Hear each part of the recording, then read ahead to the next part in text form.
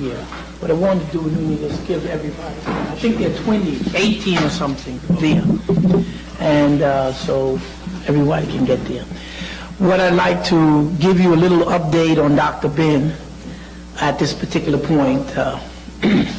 Dr. Ben is coming by airplane from North Carolina. He's supposed to be arriving in LaGuardia about 7 o'clock p.m.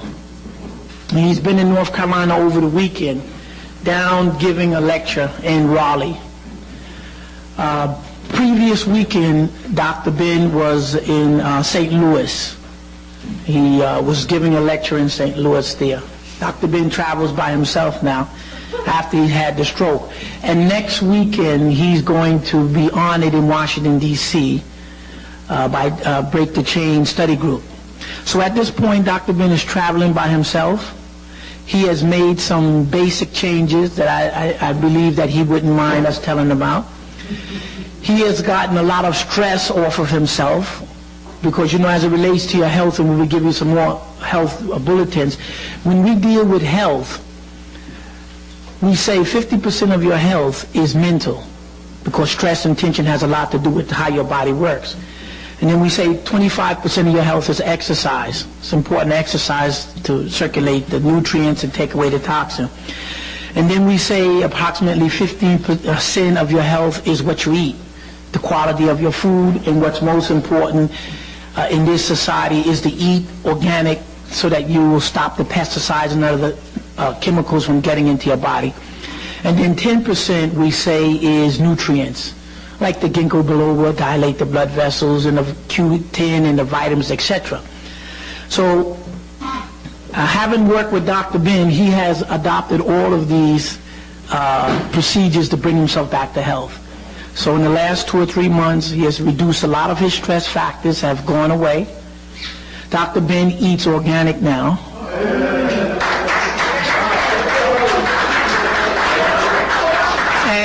And he has essentially eliminated meat, especially the pork.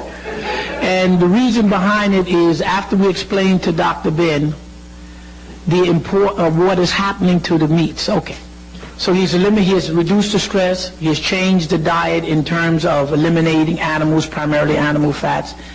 He exercises. If you go to his house in the morning, you'll see him walking around at least 1 or 2 miles a day. He walks every morning, Dr. Ben.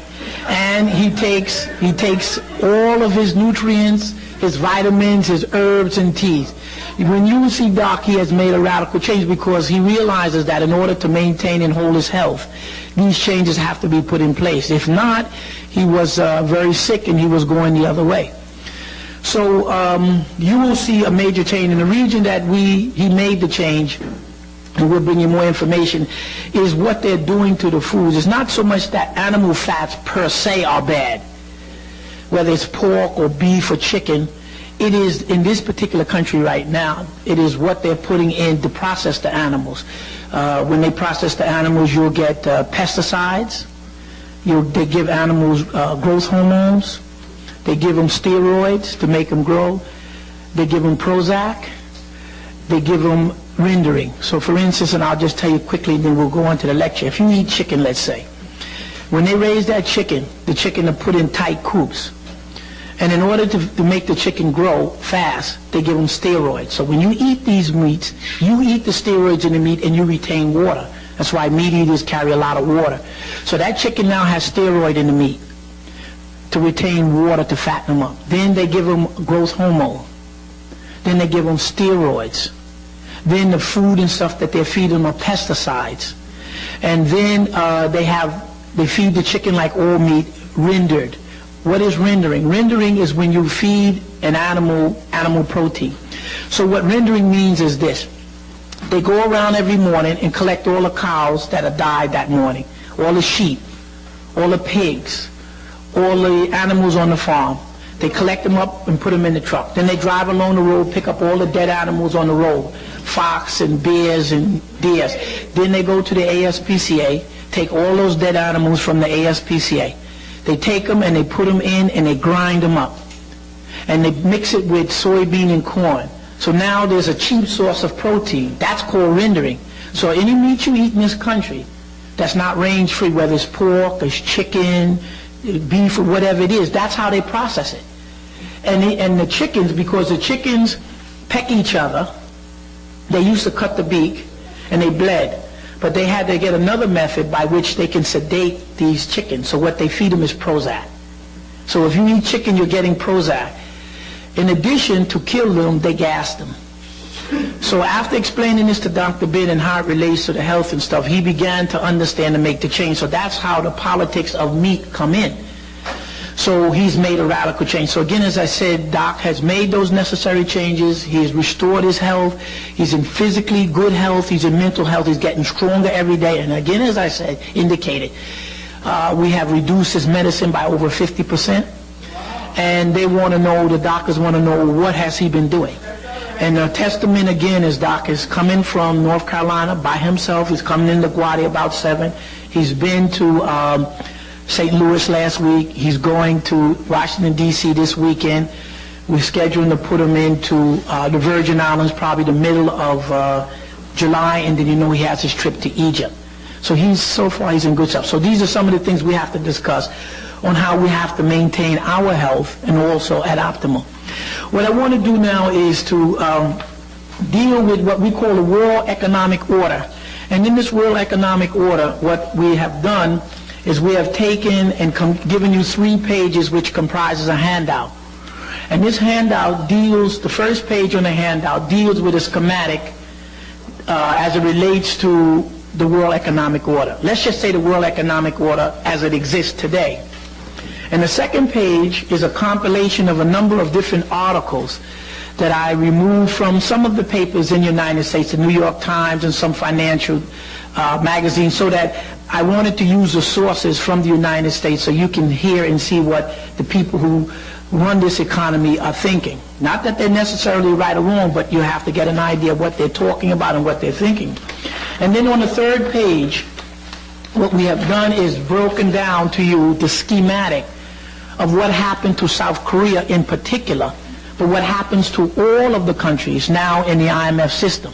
And what I would like to do for 5 minutes is to see if I can take the first page and schematically put it down on this blackboard. If I have some chalk.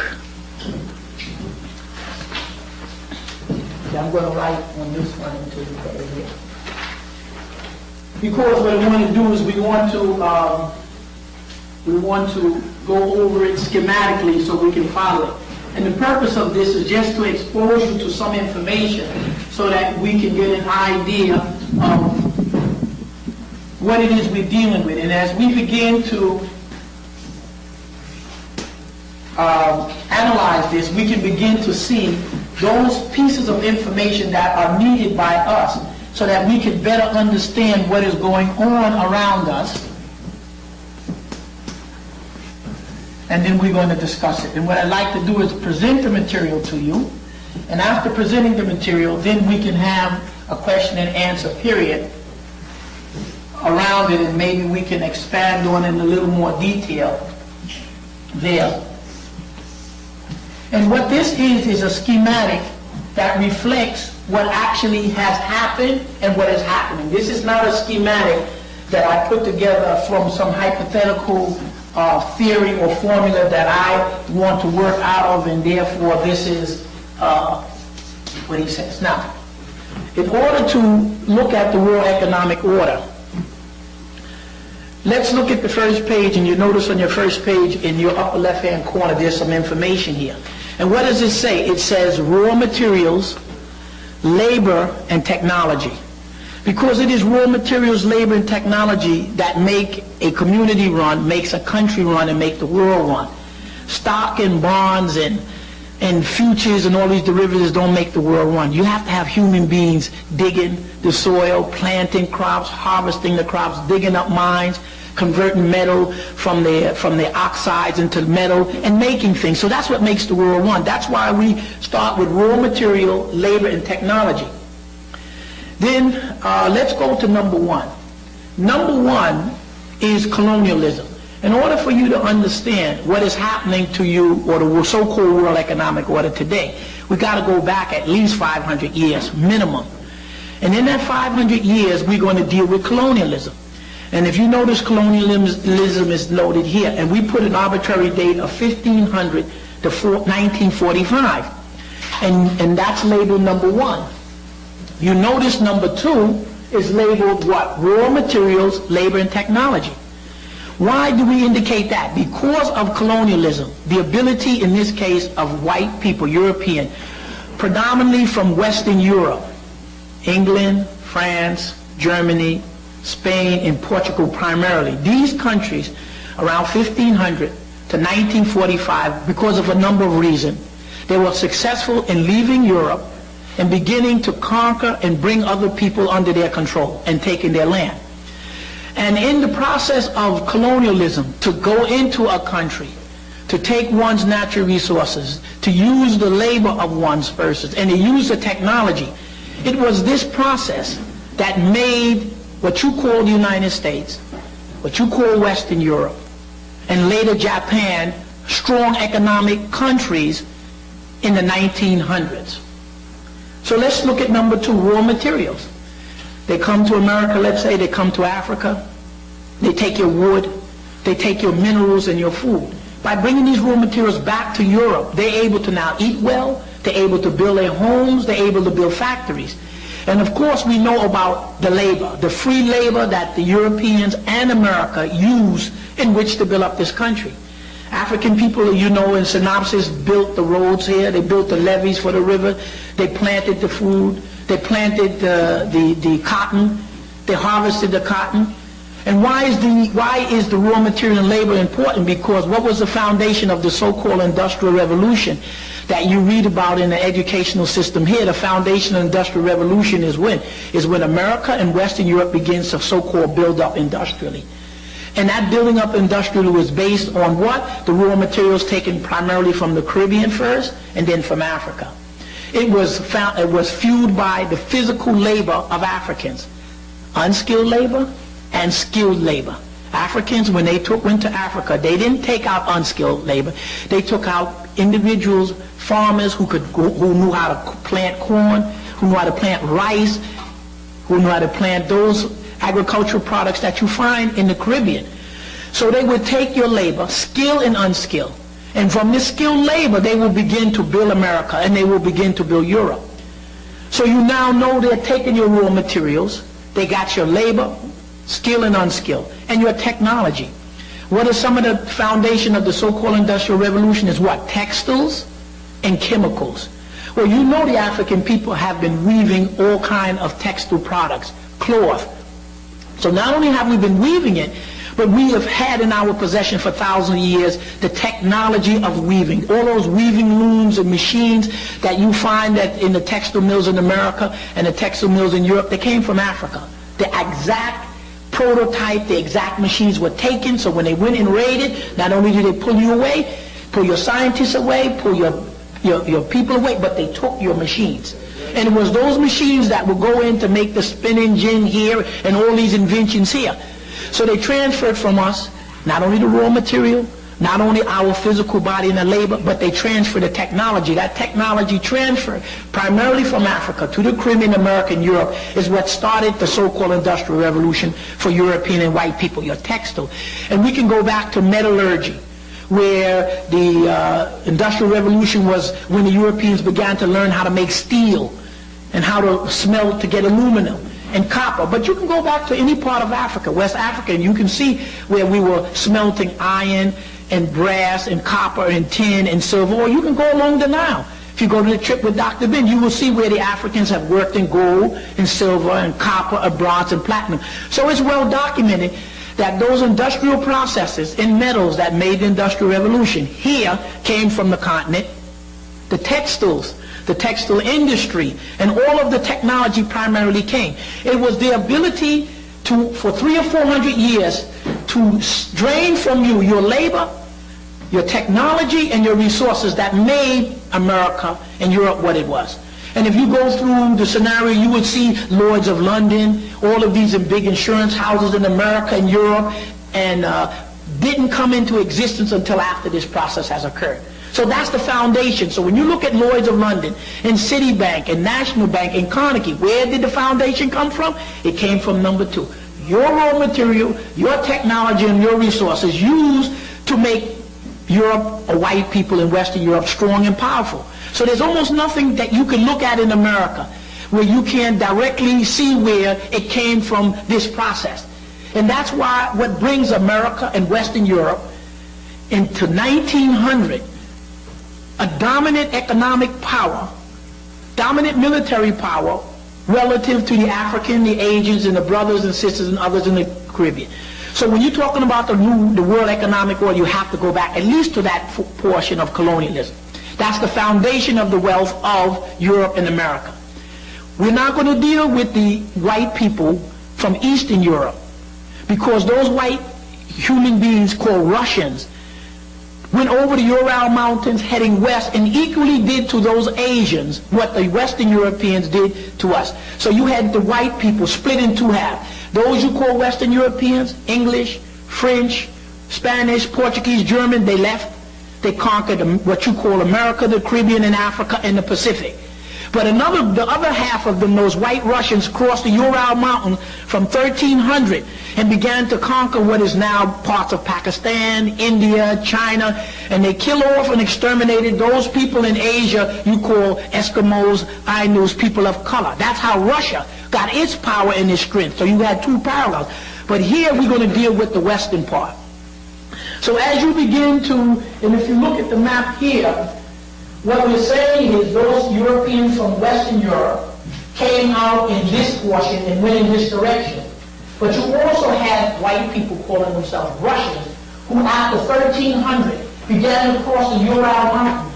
And in the age of conquest, what they were doing to us here, what they did was these white Russians went in and conquered these Asian people, the Iranians, the Pakistanis, the Mongolians, the Iranians, and others, and those white Russians from 1300 to present, conquered Asia. They came out of Asia and they went across and conquered Alaska. And the Russians were trying to almost conquer Hawaii. So you had a dual conquest on both ends. So anyone who tells you that the Soviet Union is your friend, as European, look at the history, you see that's nonsense. Okay, so as we go on, you see the foundation. Now we go to number 3. And number 3 is labeled trilateral. And the trilateral means there are 3 sides. And since 1900, when as Europeans got together, they formed different organizations that they needed to project themselves. And the word trilateral just means 3 sides. And the 3 sides of the Trilateral Commission, and we'll expand on it later, is United States and Canada is one side. Western Europe is a second side. And they added Japan as the third side. Trilateral Commission was instituted about 1975. And they represent those countries who formerly had colonies and who band together to form colonies, band together to become strong. Let's go back briefly to see who the English are, the Spanish, the English, and the Germans. When you look at the history of Europe, approximately 400 AD, a group of Europeans coming from the northern part of Europe, which you call Scandinavia, Sweden, Denmark, Norway, Finland, and what you call Russia and Denmark. They came down in a series of invasions, starting at 400 AD, and they smashed the Roman Empire. These invasions continued to push 500 AD, 600, 700, 800, 900, and they kept pushing down into Central Europe. When these groups of people who are beginning this invasion, they're called Germanic people. They will come in and exterminate the Europeans who are presently there, which were primarily Romans and Celts. Those Europeans you call Germanic people. 3 sets of these German people would go into what is now England or Great Britain. England and Great Britain was previously occupied by a group of Europeans called Celts, who are now survived as the Irish, the Scottish, the Wales. So those Germans invaded into what you call England. The 3 groups that invaded, the German groups, are Angles, Saxons, and Jutes. They will come in and invade what you call England and exterminate the Irish or the Celts. Their name will change into Englishmen. And when these Englishmen come to America, the name of these people will change to Americans. So the point that I'm going to point out to you, and you see this scheme, that Americans are Englishmen. Englishmen are Germans. They're Jews, Anglos, and Saxons, no different than Hitler. So let's clear in your mind about who these Europeans are, you call an American. They come from Germany. Two groups went into France, two German groups, the Burgundians and Franks. They exterminated most of the Celts there, and what Africans were there, and they are now called Frenchmen. So Frenchmen are Germans. Another group, two groups went into northern Italy and northern Spain. They are called the Visigoths and Vandals. Those white English, the white Spanish, and the white Italian, the white from Yugoslavia, they're Germans. Another group of Germans will move to the west. That group is called the Rus, R-U-S. They will comprise your white Russian, your Boris Yeltsins. So let's get a frame of reference historically clear that those Europeans who now you recognize as Englishmen, Americans, Germans, French, Spanish, Italian, Russians, they're all Germans. Racially, they are the same. There's no distinction. So don't mix them up about one of your colonizers is better than the other. Okay? It is these Germans, when they were able to occupy and conquer and control all of Europe, when they were able to kill off the Celts, push the Moors out, push the Arabs out from Yugoslavia, and push the Turks out, and they finally got control of Europe in its entirety. They fought each other from that point. What was the wars that these European, these German tribes fought? We go back 1600, the 30-year war, 100-year war. The Napoleonic Wars in 1800, there was England, France, Russia, and Germany, all cousins fighting each other. That Napoleonic War, they blamed on Napoleon, was a pan-European war, these Germans fighting among themselves. You go on to the Franco-Prussian War. So all of last century, from 1800 to 1900, was one series of a war in Europe, from one end of Europe to the other. They're killing each other. They continue this intra-ethnic war as World War I. Again, the same group, England, France, Germany, Russia, and they added their cousins in Yugoslavia as a pan-African war. A pan-European, pan-German war. They had a little break, they went at it again, World War II. A pan-European war. Germans fighting Germans. It is that wars that they had that made it possible for all people to begin to get independent. Remember, England, Spain, Portugal, England, France, and Germany, and U.S., they had colonies, right? Each of these countries can hold its colonies under its own structure. But because of the Napoleonic Wars, or those wars in 1800, followed by World War I and II, all of these European countries destroyed themselves to such an extent that none of these European countries could hold on to their colonial structure by themselves. So after World War II, they had to collectivize. They had to sit down together and say, look, we destroyed each other and weakened each other so much that we can't hold on to our colonial structure. We must collectivize our energy as white Germans to continue to control the world. In 1945, those European Germans, called Americans, English, and French primarily, later added on by the Germans, would sit down and say, look, we have to devise a military unit among us Germans to dominate these people of color. So they born NATO.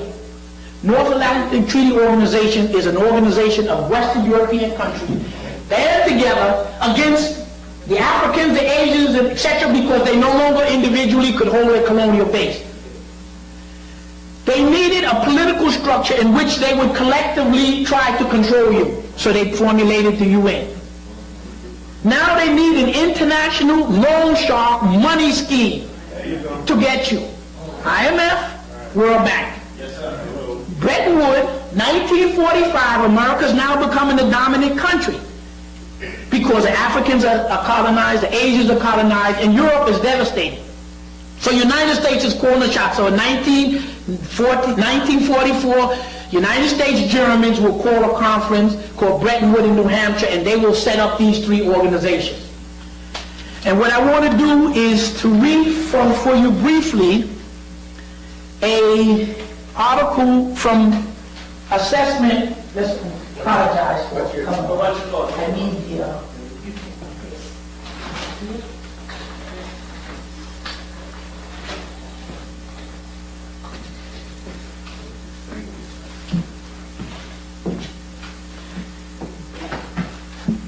here it is. I apologize. This is from Al Gore, who is a European environmentalist. And listen to what they're talking about, the Marshall Plan. Immediately after World War II, this is Gore speaking, history, Europe was so completely devastated. I'm quoting from Al Gore's book on the Global Marshall Plan as they review the Marshall Plan. You know what the Marshall Plan is, right? When America will try to help its European cousins. Immediately after World War II, Europe was so completely devastated. Well, you know during World War II, they killed off about 75 million of their own people. They devastated the whole continent. That's not including the 25 million that they killed of themselves in World War I. So between World War I and World War II, they killed 100 million of themselves. Add on to that, another 20 million that they killed of each other in the wars in 1800. And it was so bad in Europe that around 1850, that's when you got your mass migration of white people out of Europe to come to the Caribbean, to Central and South America and America. That's where you get your mass migration. So when you look at the killing of 125 million of their own people within a 100-year period and the mass migration, you understand why Europe is in a negative birth rate. Okay. Immediately after World War II, Europe was so completely devastated that the resumption of normal economic activity was inconceivable. They couldn't feed themselves, house themselves, or fuel. Then in the early spring of 1947, the Soviet Union rejected the U.S. proposal for aiding Germany. So America said, look, can you Russians, can we two cousins get together to help the big cousin? Russia said, no, I'm taking it all. For the recovery of German industry, convincing General George Marshall and President Truman, among others, that the Soviets hoped to capitalize on the prevailing economic distress. The Russians were going to take it all. So Americans said, no, we're not going to allow that. Not only in Germany, but also in the rest of Europe. They want to take it all. After much discussion among themselves and study, the U.S. launched the basis for the Marshall Plan, technically known as the European Recovery Program. Of course, you know where they got the resources to do it from. The commonly held view of the Marshall Plan is that it was a bold strategy for helping the nations of Western Europe rebuild and grow strong enough to fend off the spread of capitalism. So they're rebuilding the Europeans. The strategic nature of the plan, which its emphasis on the structural causes of Europeans' inability to lift itself out of its economic, political, and social distress. It was over. The plan concentrated on fixing the bottlenecks, such as a damaged infrastructure, flooded coal mines, and senseless trade barriers. That was impeding the potential growth for each nation's recovery. The European recovery program was sufficiently long-term that it could serve as an overall effect to produce fundamental structural reorientation, not just offer more emergency relief. It was conscientiously designed to change the dynamics of the system to which it extended aid, thus facilitating the emergence of a healthy economy and pattern. That's what the white German American said. We got to get our people up. Now, this same continent you call Europe, if you look at the scheme, is now one of the trilateral parts. How could a continent that was destroyed to the point that it couldn't feed itself now become part of the world economic scheme where they are holding debt over my head, your head, and the rest of it? What happened? So when we look at the trilateral, it only represents who? Those Western European countries, the former colonial powers, They added Japan on at the end. The United States joined together using the NATO, the UN, and IMF and World Bank. They established the GATT, the Agreement of Tariff, General Agreement of Tariff and Trade on how the world economy is going to run in 1945, made up by white people. You had nothing to do with it, but you got to follow the rules, because who got more guns? They got more guns than you.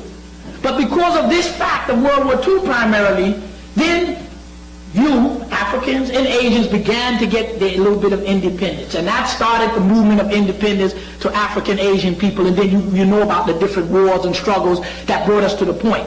So now 1945, these Europeans are band together. They got weapons to get atomic weapons.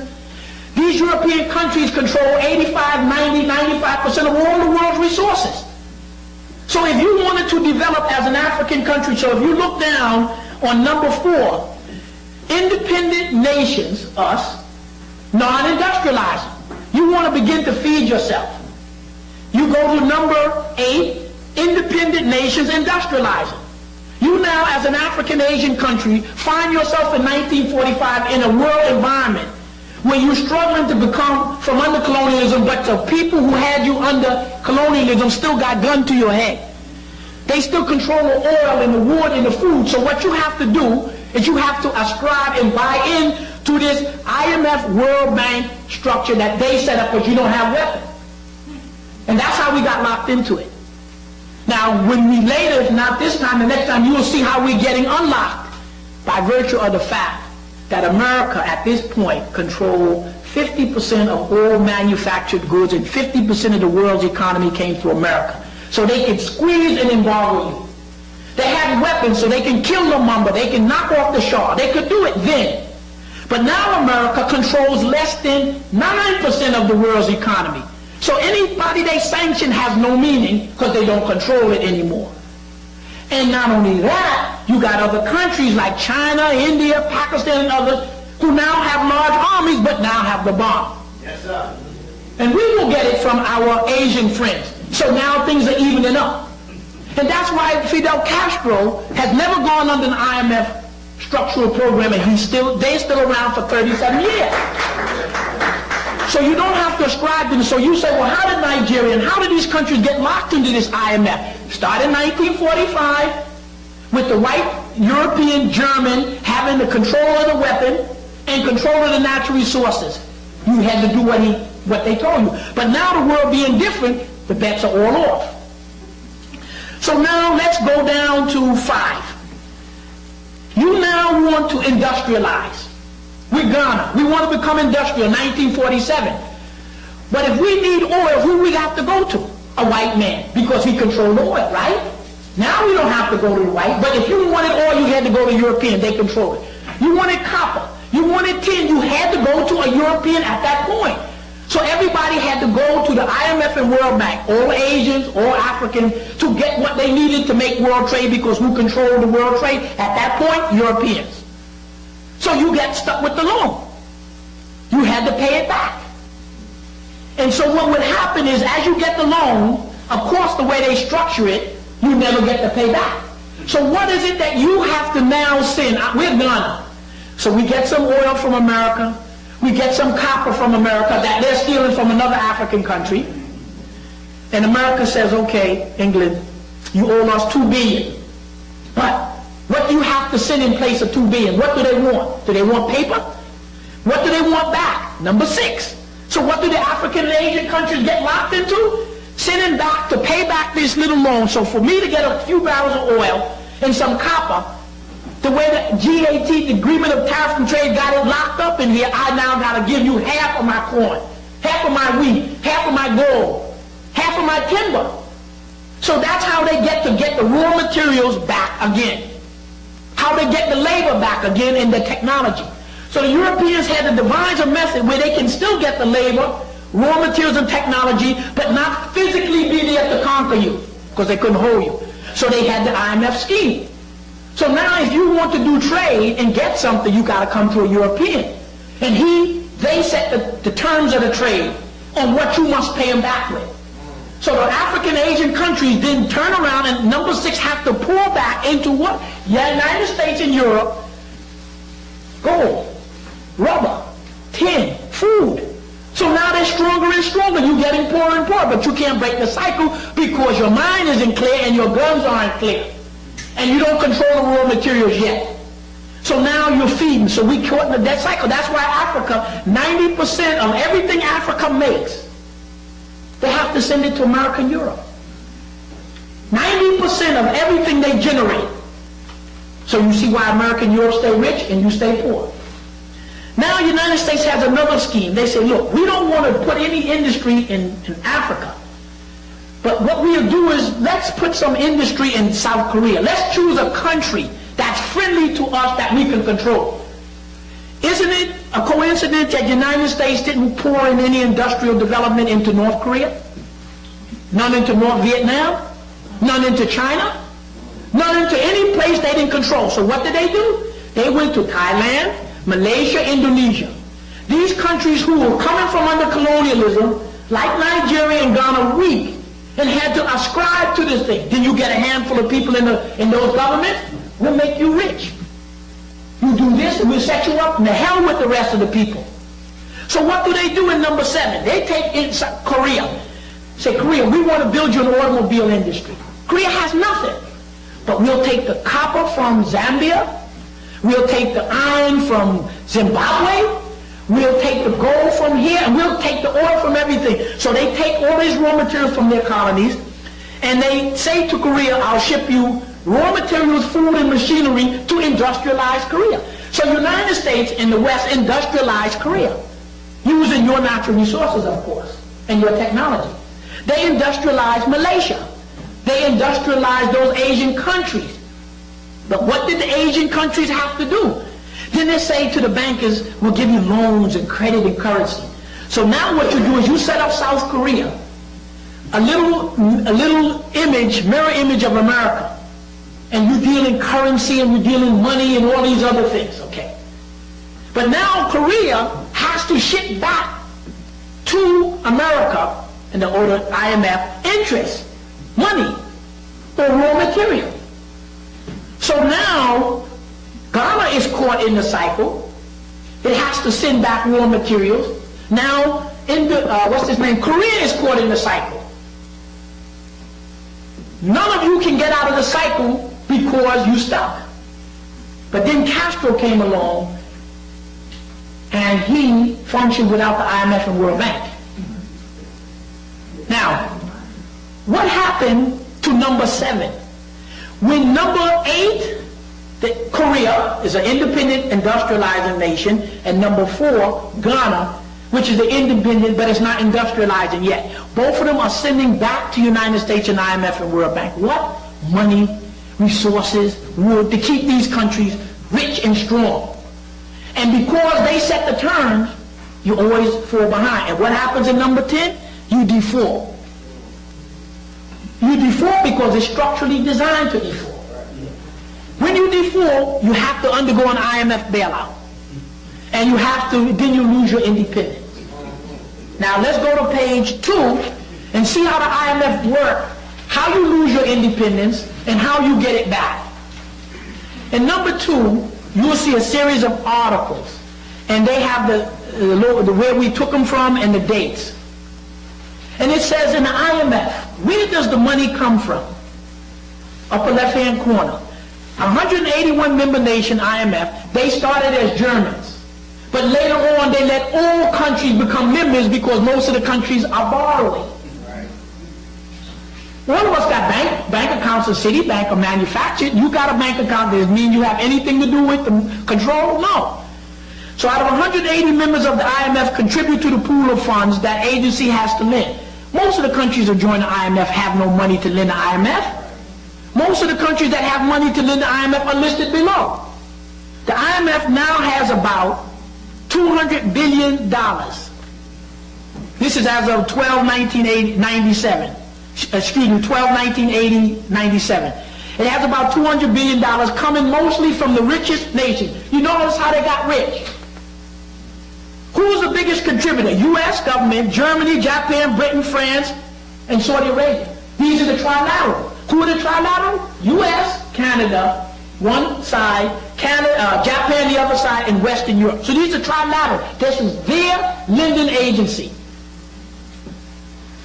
Let's go to upper part number 1. It says 1 under IMF. What is the IMF? The organization with all this power was established in Bretton Woods Conference near the end of World War II. That's in New Hampshire, America. The goal was to build a new international economic order and thus avoid a repetition of the post-Cold War, etc. We're reading only the underlying words. It is headquarters in Washington, D.C., only a few blocks from the White House, which alone makes it suspect in the eyes of some countries. Its top executive includes a manufacturing director, this man from France, and the first deputy manager director, this man from America.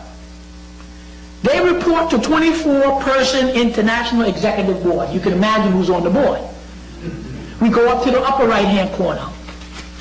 The IMF staff members constantly roam the globe, visiting countries and meeting with financial ministers and central banks. It is very important that we put out fires without giving people an incentive to leave matches burning. The organization itself has operated with a high level of secrecy, if not mystery, that has inflamed critics. You don't know what's going on, what deals are made. The IMF officials in their public statements speak in a language that seems purposely oblique, out of professional fear of rattling the financial community. Number 3, down the right-hand side. The IMF has tackled the problem of even bigger economies in the past. Back in 1963, a major industrial nation was scaring off foreign investors who were nervous about its worsening balance of payment and were losing confidence in its overall economic policies. The troubled country borrowed $250 million from the fund that year, another $3 million the next, and the rescue package worked. The currency stabilized and investors' confidence was restored. Which was this stumbling country that needed the IMF? The United States. Number 4, just list the countries that they made a major bailout to. If we go up to the middle of that page on the left, you see IMF to consider more capital. Where do they get the money from? Washington, December 15th. Seeking to ensure that it has sufficient financial reserve to cope with the crisis, this man requests more capital from the 181 member nations to replenish the fund reserve after the unexpected bailout in Indonesia and South Korea. Appears unlikely, then they go, it says, it appears on the upper right-hand corner, it appears unlikely to win financial support from the United States. Let's go to the 3rd page. Okay, so to get an overview of what you're dealing with now, you're dealing in a world where you have a set of countries who racially are Germans. England, France, Spain, Portugal, Germany, Russia. Added on Japan, and a little add on Canada. Struggling to maintain as much control of the world's economy as they could, knowing that they started this process about 500 years ago, brought it to its peak about the year 1900, and now in 1945 are rapidly losing control over it, who are struggling with their institution of the NATO, the UN, and the IMF and World Bank to keep you locked in. In this page, we're going to deal with how they work specifically. And after you look at here, you can apply it to any country in the IMF or World Bank, because this is exactly how they work. This chart was put together from information taken from different sources, financial and otherwise, about Korea at the time they went down. Let's look at it, and we can cover it very shortly. Let's look at the upper left-hand corner. You notice there's an arrow that says bank deposits, pensions, insurance, stock markets, and taxpayers. The IMF gets almost all their money from the governments of the United States, England, France, Germany, and Japan. When the United States government makes a $20 billion contribution to the IMF, where did the money come from? Your tax revenues. When Citibank manufactures Hanover, when your New York City pension plan and the New York State pension plan, all those tens of billions of dollars, that's why you can't touch your money till you're 65, because they're playing with it. All your pension money, these tens of billions of dollars, are taken up by these financial investors, Germans, and where did they put? IMF. Where do they go? They go to loan these companies. Your pension money. That's where the power of the money is coming from, the little person. But you think, and I think all these great Milliken and all these Rubin, these guys are rich and stuff, they are using your pension money. That's where your money is coming from. So when you see up in there, Europe 35% of the, Japan 50%, the US 15%, this represents the rough percentage in which these countries invested into Korea. This is specific for Korea. But regardless of whether it's Korea, Malaysia, Indonesia, when you turn on the TV and you hear them in Congress fighting over whether or not to give $30 billion to the IMF, so that the IMF can take the $30 billion and lend it to somebody, it's your tax dollars. So therefore they can't fix your roads, they close down the schools, etc., etc. You go to get your pension fund and all of a sudden you only can get 60 cents on the dollar. You can't touch your Social Security. That's why they want to take all your Social Security, put it in the stock market so they can legally steal it. These are the master thieves that you live with. This is them. I mean, this is their record. This is how they function. So you understand when we look and some of us say, look how powerful these people are. They take your money. Now they got your pension money. Citibank took your pension money, and this Metropolitan Prudential, the other day was one of the Prudential was, they lost $10 billion. They couldn't find it. The government said pay back $4. Okay, they now take your money, and they now lend it primarily not to the government of South Korea, but to the private businesses in South Korea, to the private banks, to the private. So when you look at this upper strip, you notice that in the Korea it says government, private banks, and private companies, correct? Now, in that slit, you notice you see short-term interest? It's less than 30 days. And you notice long-term loan? Greater than 90. Now, if you look on the short-term loan, the Korean government didn't borrow a dime for short-term loan. But look on the short-term loan, the private banks of Korea borrowed $55 billion. And the private company borrowed $26 billion. So who owns the money? The private companies. Go down there, look at the long-term loan. The Korean government only got $9 billion. But the private banks took $44 billion and $18 billion. So your money, your tax dollars, your pension are going to private companies in these countries. Now what happens?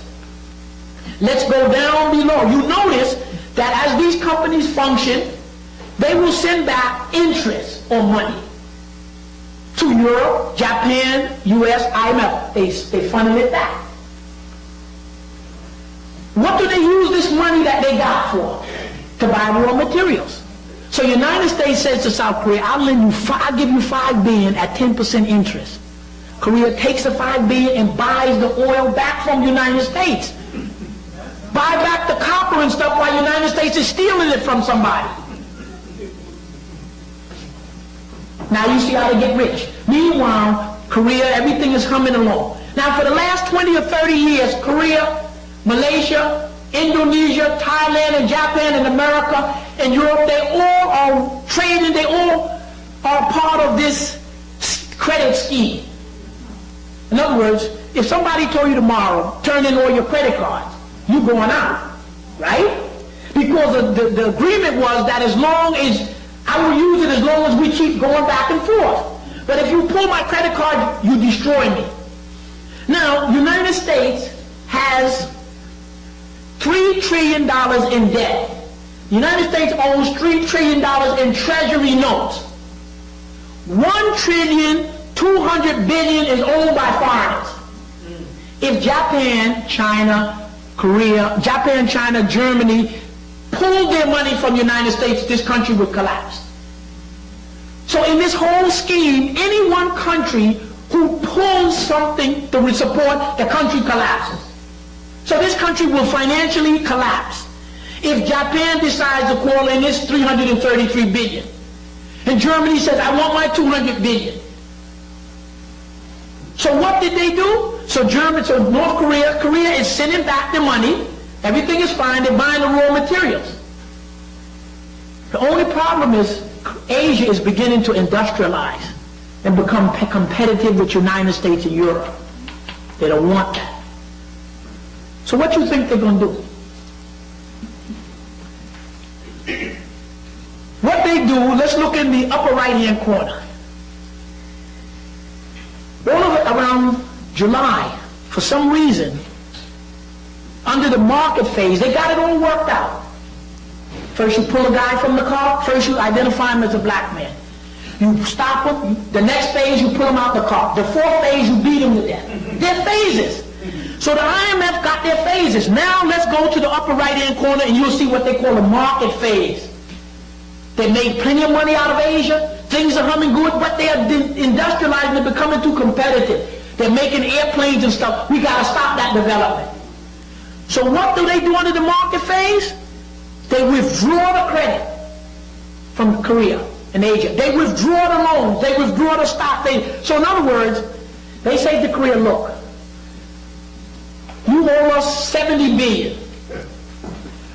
But we, in this scheme, we allow you to pay 4 billion a year. But they only can pay 4 billion as long as they keep getting credit and giving back and forth, right? Like your credit card. You must be able to use the credit card, and when things get tight, you use credit from here to pay this one, right? So this is what these countries do.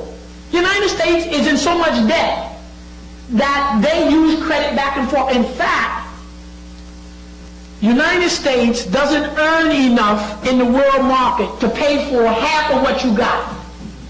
So for instance, the United States earns enough in a year to pay for a certain amount of oil. It cannot afford the other 50% of oil. So what it does, it floats treasury notes. And in these treasury notes that you buy up, they use the treasury note every year to get the money they need to buy the oil. So the United States is financing on credit half of everything that comes in this country. This is the biggest credit addict. Korea and these countries are in the same scheme.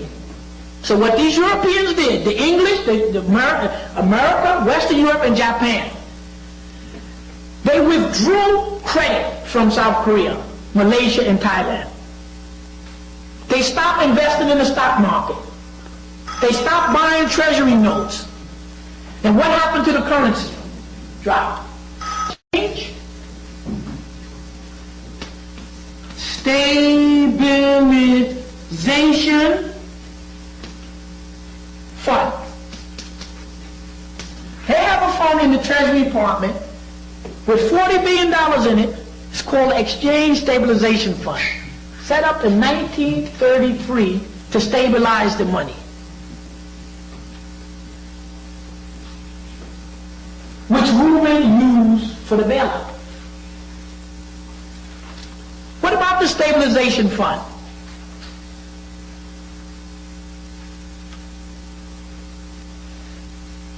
The Stabilization Fund is under the control of the U.S. Treasury. Just a little old bank account sitting on the side. When you want to take money out of here, the Secretary of the Treasury writes a check. No authorization from Congress. Nobody knows. All he does is take the money, write the check. He hands it to the President of the United States. Clinton signs it. Boom, 20 billion gone. You know where this money came from? Your tax dollars over the last 10 years. So even when Congress does not issue in their appropriation the 20 billion to the IMF, right now in Congress, The IMF is trying to get Congress to give $20 billion of your tax dollars to the IMF so the IMF can give it to South Korea to give it back to Citibank. Even though Congress won't allocate it, Secretary of Treasury Rubin, rubber stamped by Clinton, they're taking out the money from here, and they don't have to account for it. In other words, they don't have to go any place and ask permission. They set it up so that the Secretary of the Treasury with the President could just spend the money as he wants. That's how they're funding it. This is how your government works. When they tell you about welfare this and welfare, this is how it functions. Okay. So what we have here basically is an overview of this scheme you call IMF and World Bank. What is happening to it? It is slowly disintegrating. And people ask, what you talking about? We have to understand that it was only been put in existence since 1945. It's new. And what were the Europeans using before they had the IMF? Plain colonialism. They didn't need the World Bank and IMF. But because groups of countries are not tapping into it, the bank system gradually runs down. The scheme putters out. Because you need the constant feeding in. And so now many of the Asian countries are now questioning whether they should go back. China, Vietnam are not participating. Iran and those Asian countries are not participating. Many of the African countries are beginning to not participate. And the African countries are now saying that there must be a change. What I want to do as we finish is just tail in on a little bit of Africa, how it touches base. And what I'm going to do is just read you from a few paragraphs from an article from the New York Times, June 7th, 1998, and it says, at what cost? And this Bob Herbert. It has a nice name, the African Growth and Opportunity Act, and a clever slogan, trade but not aid. But a bill now before Congress is in fact an enormous benefit package for the thriving multinational corporations and a threat to the sovereignty of the sub-Saharan nations that sponsors of the bill want to help. You know why, right? You see the scheme. Okay, so they can't fool you anymore. Anytime you see the IMF and World Bank, and anytime you see something coming out the U.S. government, you know what it's about. The bill narrowly passed the House in March. This is the bill Clinton took over, where it was introduced and pushed hard by Representative Philip Crane, an Illinois Republican who has referred to some developing African countries and their leaders as retards. A spokesman told me on Friday that the congressman had no intent to offend anyone. The sponsor of the bill in the Senate, which has yet to vote on the measure, so it hasn't passed. So the bill, H.R.A., whatever they call it, has passed the House, passed. Senate, it didn't come up yet, so it's not an official bill yet. The Senate, the sponsor in the Senate, which has yet to vote on the measure, is Richard Lugar, an Indiana Republican. The bill has the strong backing of the Clinton administration, as well as such giant corporations as Texaco, Coca-Cola, and Kmart. The aim of the bill is to liberalize trade between the U.S. and Africa. What is it that Africa got they want? But they can't directly steal it anymore, right? And many of the African countries are dropping out of the IMF. So you got to think of another scheme to dig it out. That's what it is. It would mean, among other things, to allow duty-free and quota-free exports to the United States for 10 years. Support the creation of a U.S. Sub-Saharan Free Trade Agreement and the encouragement of the Overseas Private Investment Corporation, taking some of your tax dollars to fund these big industries to do business in Africa, to set up a fund to stimulate private development in Africa. But the bill also makes some demands. The participating countries would have to adhere to a harsh and often humane requirement of the who? IMF.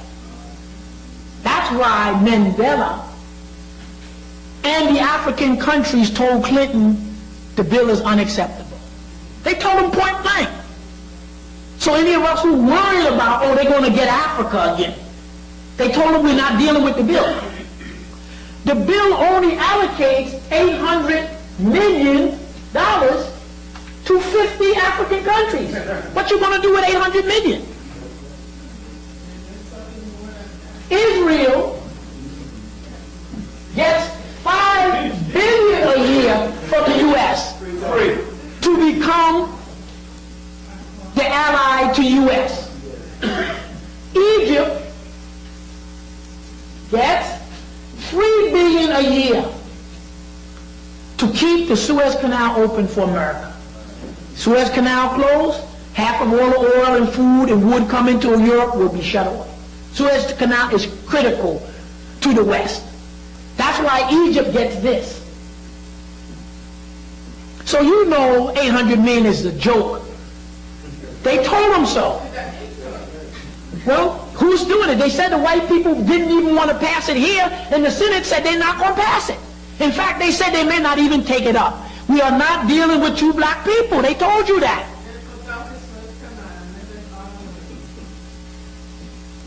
Now, of course, Jesse Jackson, the rest of them, they don't know anything about this. So now we have to undergo a harsh IMF budget. You see what's going to happen to you? They're going to strangle you to death.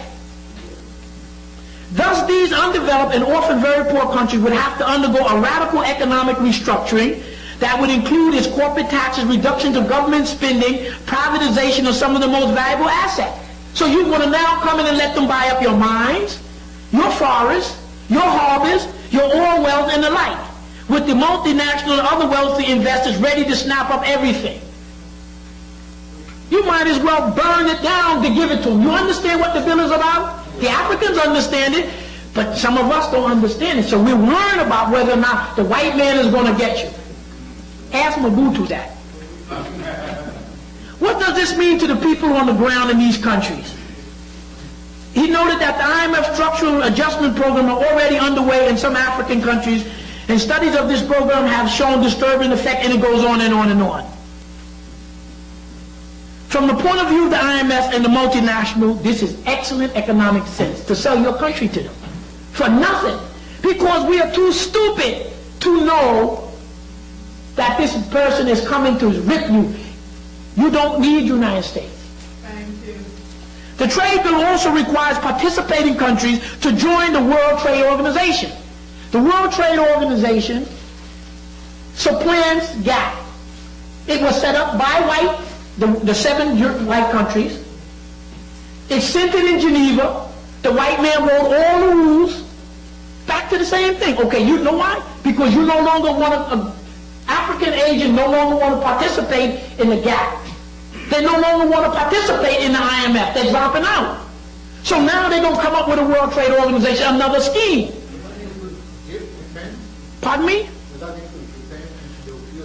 The trilateral countries are the countries who have had colonies. They are your poor countries.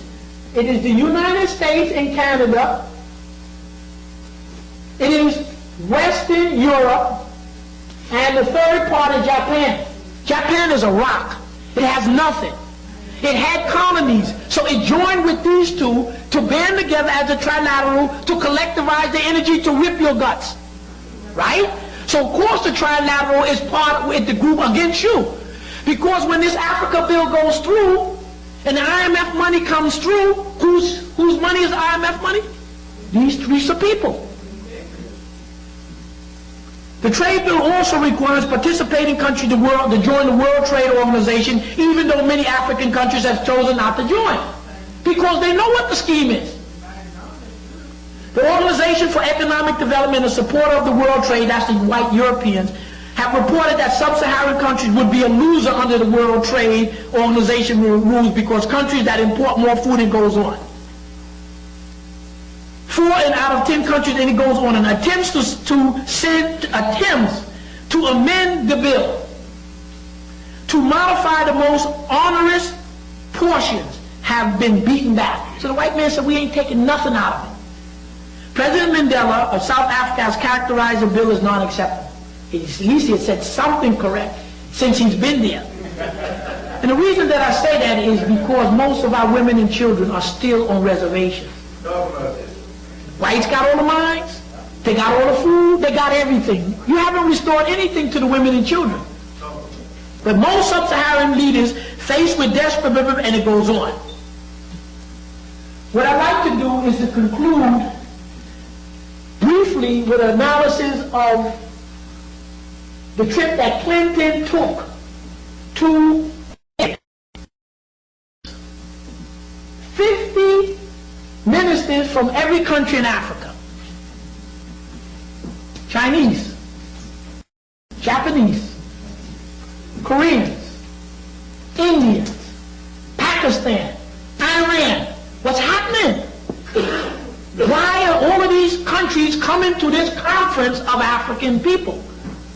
Is there something happening here that we don't know about, we weren't told about? Clinton was told establishment, you must attend this conference in Uganda. Something is happening here. What is happening? What is it that these 17 Central African countries have that the United States and the world needs? Minerals. Natural resources.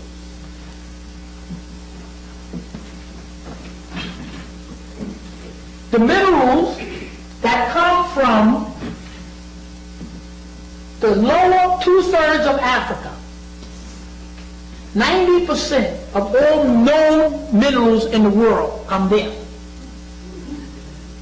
If most of the minerals that you need, like cobalt, zinc, copper, platinum, they're located in different countries, but they're mainly in the Congo, Zambia, Zimbabwe, Angola, Rwanda, Mozambique, and some in South Africa.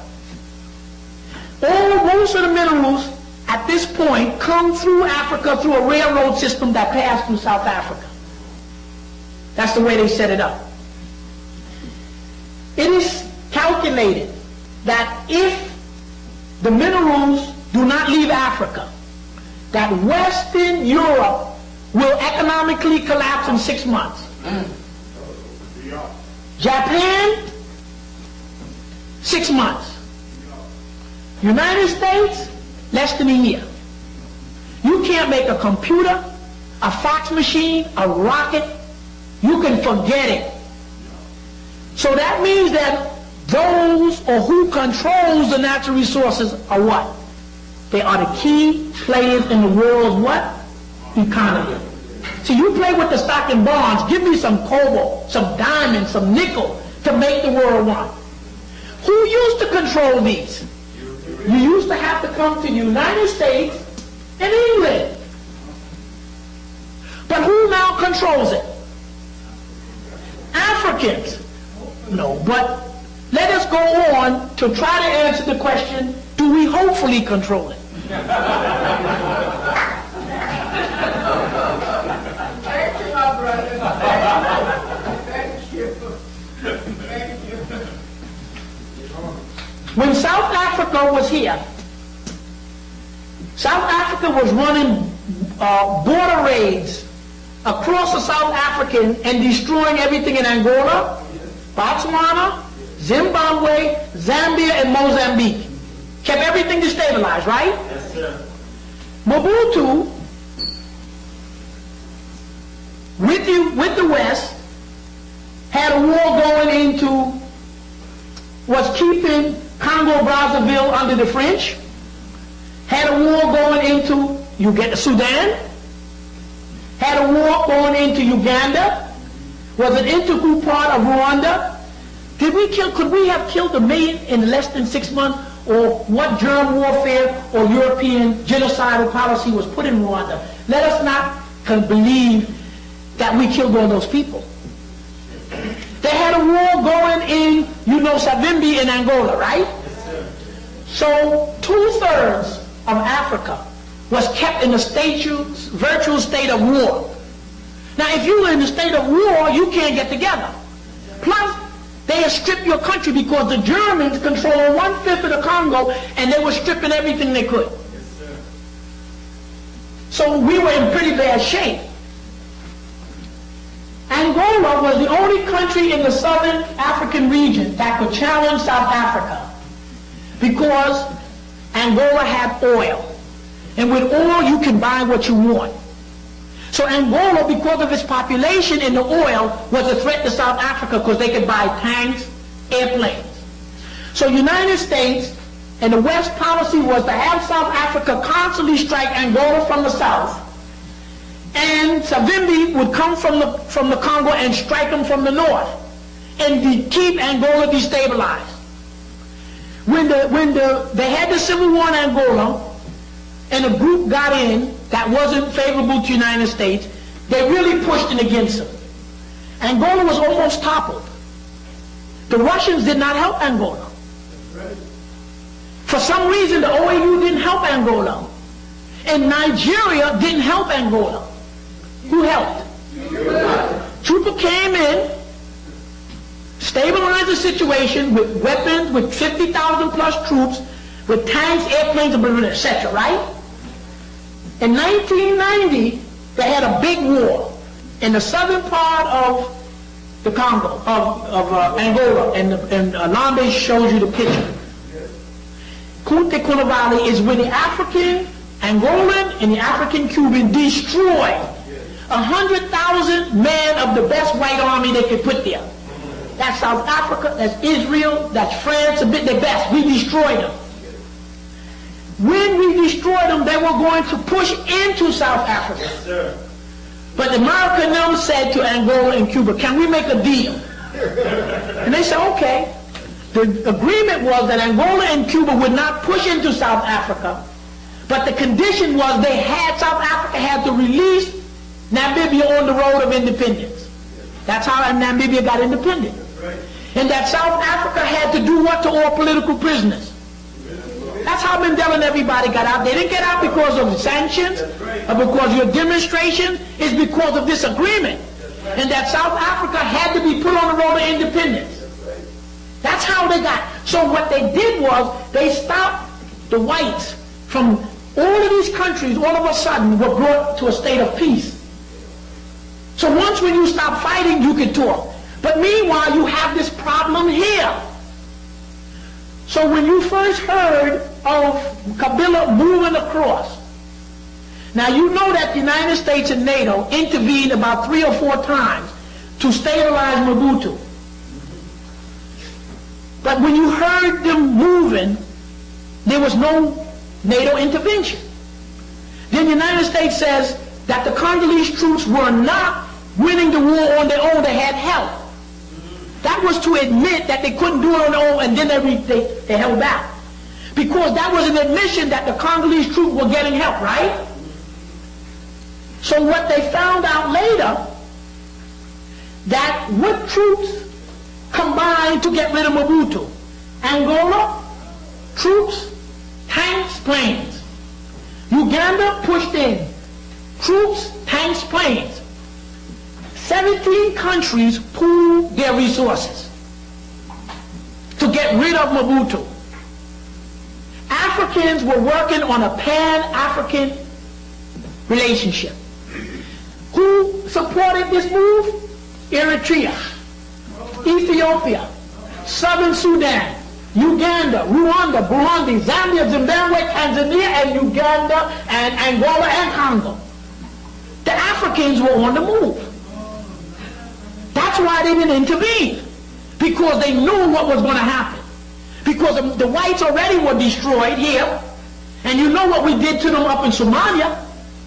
They knew they could not intervene against that powerful military force, and they swept them out. It is these 17 countries that collectivize their energies to get rid of Mobutu are now in a regional economic bloc. And it is these 17 countries who are regional economic bloc who call the conference. They say they're no longer Francophone or Frenchmen. They're no longer Anglophone. They are Bantuphone. Okay? And as a result of this military victory, with these countries pooling their resources, that's why these natural resources are under your control. Kabila has traveled to Switzerland, probably to work out something with the Swiss to get back some of the money from Mobutu. Yes, ma'am. He has been to Japan, China, Korea, making their arrangement. But he has not gone to Western Europe. He has not gone to America. Right. So now America's complaining that they can't establish a relationship with him. But why is it critical? Because if you want cobalt for your jet engines, you want diamonds, you got to deal with them. But now you must come to Africa under the terms of these countries. So Clinton was sent there specifically to go there to beg. Okay, he was begging. Because they don't have to deal with him, because whatever you need in the world you can get from other people. But the United States could not have you see that Clinton was sent just to Uganda. So they had to make it sound as if he was on this African tour. You know how they disguise it? And so he can drop into Angola, Uganda, and try to check out what's happening. But of course they had to load up his thing with all these black folks, Rango and the rest of them, the smoke screen. Yes, ma'am. So it is these two events. Cuba was the pivotal country to get Angola, the dominant military force here, which then led to this additional force to do this. And if you listen to the foreign minister of Angola and Congo and the rest of them, you will see why these are under their country. So now, as we conclude, you now have Angola with about 250,000 men under arms. The Congo said they're going to put 250,000 men under arms. Ethiopia, whatever they have, 50,000 men under arms. Nigeria, about 200,000 men under arms. And Egypt has about 200,000 men under arms. Now, I don't know about South Africa because they're still under white control, so I don't count them. So you can see we're beginning to be well armed. So there should be no more interventions in it. And how do you know?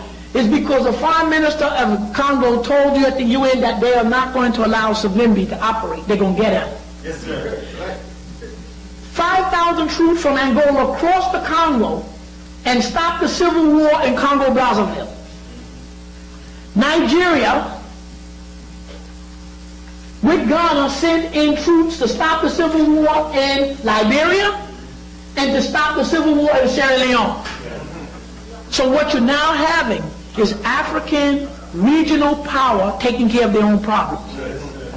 And now they begin to regionalize along economic blocks so that they're first trading among themselves and they're working with the rest of the world, and they primarily bypass the United States and World Bank. And later on another time we'll show you the articles where the IMF is going to suspend the Congo from the IMF because they want the Congo to pay them 14 billion that Mobutu and they stole. And Kabila and them already said, look, when you find the money that you stole with Mobutu in your banks, you give it to us, and we'll give you back some. And Kabila wants to know where are all the roads and stuff that this money that you loaned with him. Where? Show me. So what they have done is this. Congo, Rwanda, and Uganda are now in a road building project. And what they're doing now is the people are going to build the roads. They're going to take the local people, they say in conjunction with the chiefs, and they're going to rebuild the roads. They're going to give the people axes, picks, shovels, and they're going to pay them. So they're going to rebuild the road system without a dime from the IMF. So this is how they're beginning to break the link. And with you controlling the natural resources, you no longer have to come to anybody for anything. And the world has radically changed. And this is where we are progressing and we're moving. And these are some of the basic facts and understanding that we have to assess where we're going. And when you listen and you hear that Nigeria is beginning to build a pipeline all across West Africa, Togo, Benin, Ghana, Ivory Coast. And what it's going to do is going to make it possible for you to begin to industrialize. And here, the New York Times, they talk about Nigeria. With all of the internal problems, and they're talking about Nigeria, the regional power. That will help to bring a regional economic order to that part of the world. We got problems, we're going to work it out. But we got people, we got natural resources, we got oil and fuel.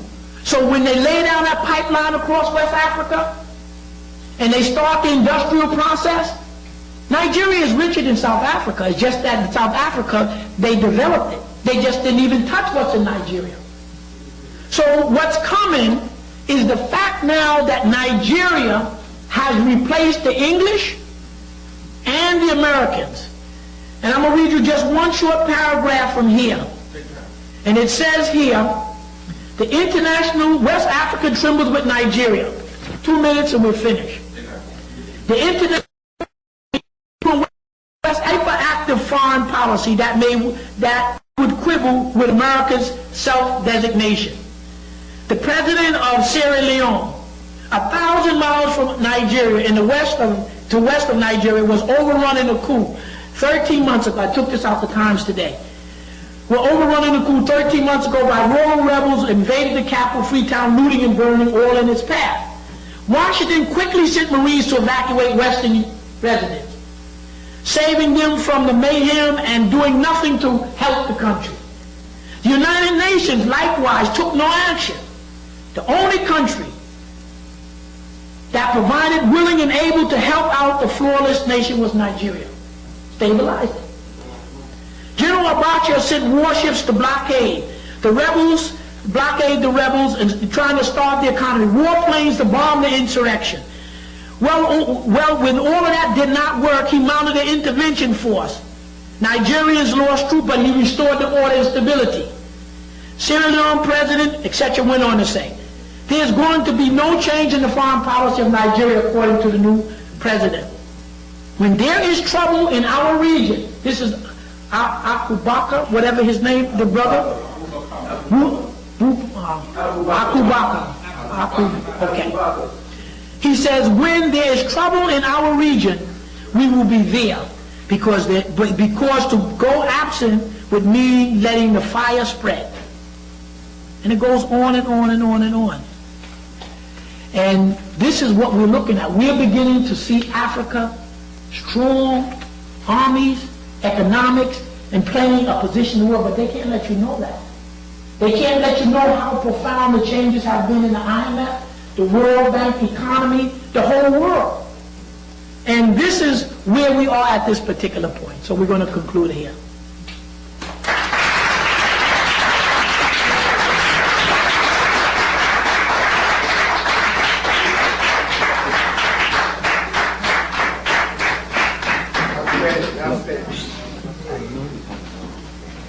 Where's the question and answer to?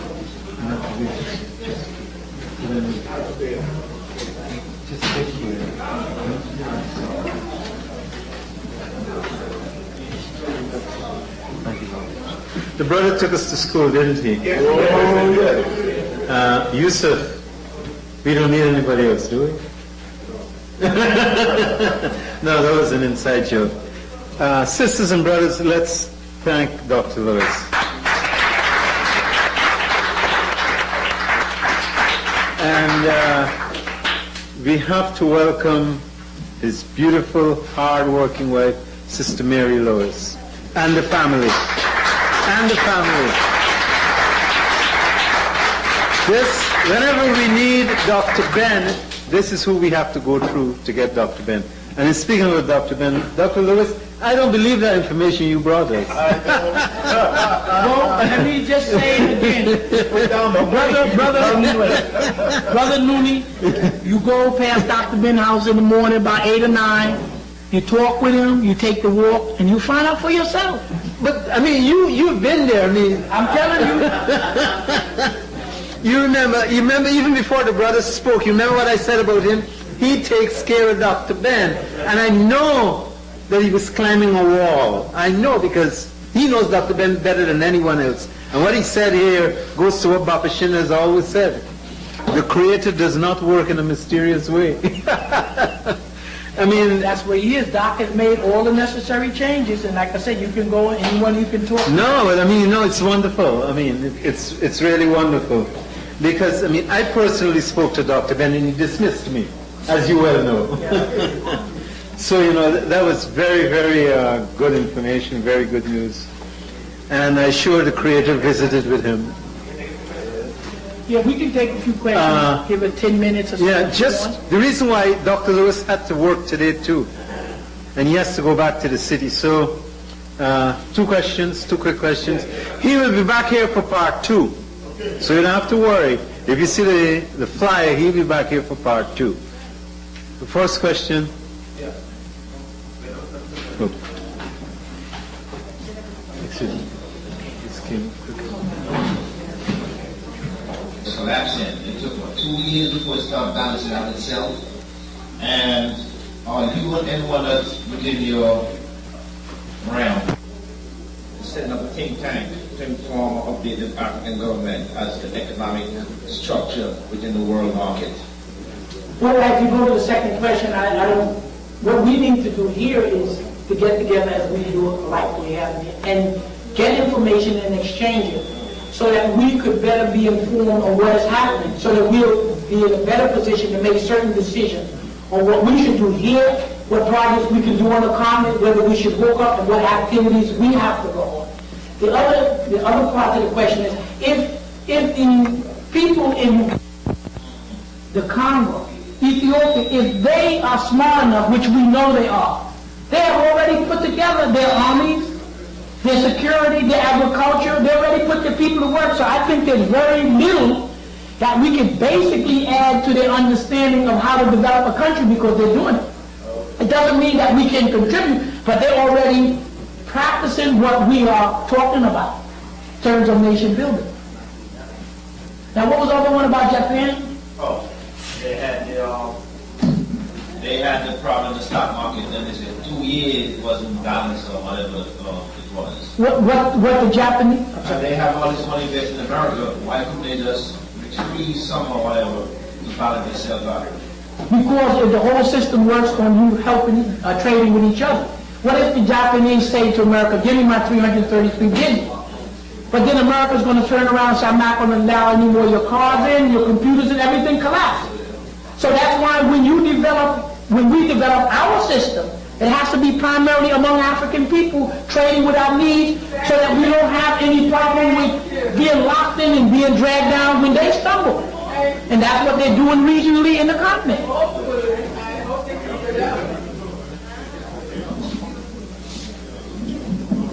I think this is one of the best lectures I've heard.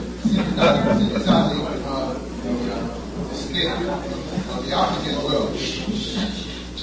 Question I would like to have put to you is, how do we defend ourselves against all the attack, more so on the biological warfare also? Well, I think probably one of the best ways is to get the education. For instance, when the United States, through the World Health Organization, use these vaccines. Yeah. These vaccines come primarily from the United States. Now, they said that a doctor in Senegal were able to block vaccination. And these particular vaccines for measles or chickenpox is the CDC and these drug companies here made a vaccine that was 500 times more potent than normal. They gave these vaccines to people, children in Los Angeles, Dominican Republic, Thailand, and Senegal. They calculated that had the World Health Organization been able to distribute the 350 vaccines, they would have killed 20 million African children in 3 months. So the way we were able to protect it was somebody had enough knowledge and enough information to pull the minister's coat to say stop it. So the best way we could do it is if we can educationally get material out to the different countries to say, hey, you don't take this. These people are the ones who are trying to hurt you. And so whoever stopped the vaccine in Senegal saved 350 million of us from being vaccinated and saved 20 million African lives. So hopefully we're getting you in these ministries and we to get information and constantly talk to alert ourselves. So I would answer the question by saying information and spread it to pull each other's coats. That's how you have to do it.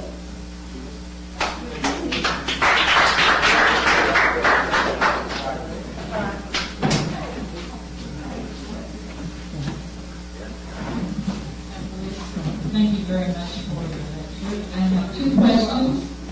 One is that I've heard a lot about several of the African countries selling their mines and their mills and so forth to Europeans or maybe Japanese and Chinese. Yeah. I'm not so clear on that.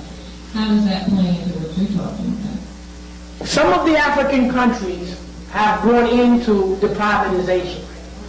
They find themselves in what they call a poor state, an undeveloped state.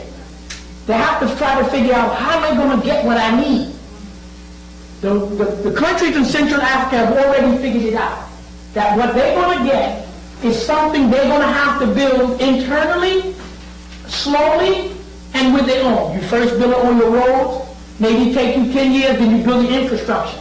Those countries in Central Africa and others are going to be in good economic shape. The countries which are trying to do it the quickie way, like South Korea, they don't understand that if you're going to sell your mines and your forests and everything, yes, you'll get a quick $100 million infusion. But in 2, 3 years or 5 years, you're going to be just like these people. So what they're going to have to do is go through the privatization, let it kick them in the butt, and then they will know the next time not to do it. These groups of Central African countries, they're beginning to do it the proper way. And presumably more and more countries will say, I don't have to sell my mine. I'll hook into the region. So to me, this is what's going to happen. They're going to have to pay the price. And when they realize that it doesn't work that way, it's a scheme and they're going to cut it. And then they will join in. That's part of the learning process. It's like walking. You go fall, you get some bruises, etc. You can't go in and tell a minister of one of these countries about this. And he said, practically, but look what I got here, look what I got here now, but in the long run. So they're going to pay the price. My second question is, what do you think about the so-called year 2000 computer problem, and how does that play? I have no knowledge of whether it is what's going to really happen, or whether it's a farce. I have no knowledge of it. You would have to get somebody who knows more about the computer to see if this thing about not being able to read it as 2000 really has any meaning. I've heard people on radio, some say it has meaning, some say it doesn't. Some say that, don't worry, we're going to fix it. Some say there's a catastrophe. No idea what to tell you. This is the last one. Okay. No, he will take the questions, just a few more. So it's going quick, the question. Trying to tag into this year 2000 thing. If things start getting very difficult in this country, we know anything Europeans can get together, they're going to use to help themselves. So it's going to put a heck of a squeeze on us. And I was wondering if there's any way that we can sort of get together and try to get some kind of an African citizenship so that we have the home country protecting us and these people over here will be afraid to touch us. Well, I can't deal with the citizenship part. All I can say is that as strong as Africa is, that's your protection. Because let's face it, the United States gave the Japanese $5 billion in reparations only after Japan got strong enough industrially that they had to deal with it. So if another time you begin to see, they start writing very favorable reports about Africa. They're saying, oh, Africa is not so bad. They're rich. Why is that now I will show you the next time articles where these big corporations and these educational institutions are saying that the picture we gave you of Africa only as this problem was wrong. Africa really is rich, it's got resources, it's got good people, so it's already changing. But the answer to your question is, when Africa gets strong, they'll be able to tell the United States, look, if you mistreat African people, we cut off the oil, the platinum, the gold, the silver. Backed by some atomic bombs now. It's very important because the atomic bomb, the United States and Russia, as we will learn at another time, have used the atomic weapon to intimidate you to get what they want. Iraq would not have held back his army, but it was the threat of the nuclear weapon. So when you get the nuclear weapon, you neutralize that threat, then you go back to regular bargaining. And believe me, we can buy it from India or Pakistan. If we can work the deal, we can get it. It's easy to get it now. Thank you very much. Part 2 in 2 weeks.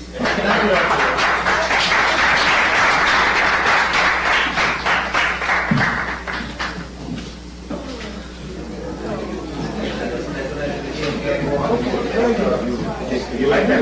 I know you were coming, so you didn't have to worry. The traffic and the rain and stuff.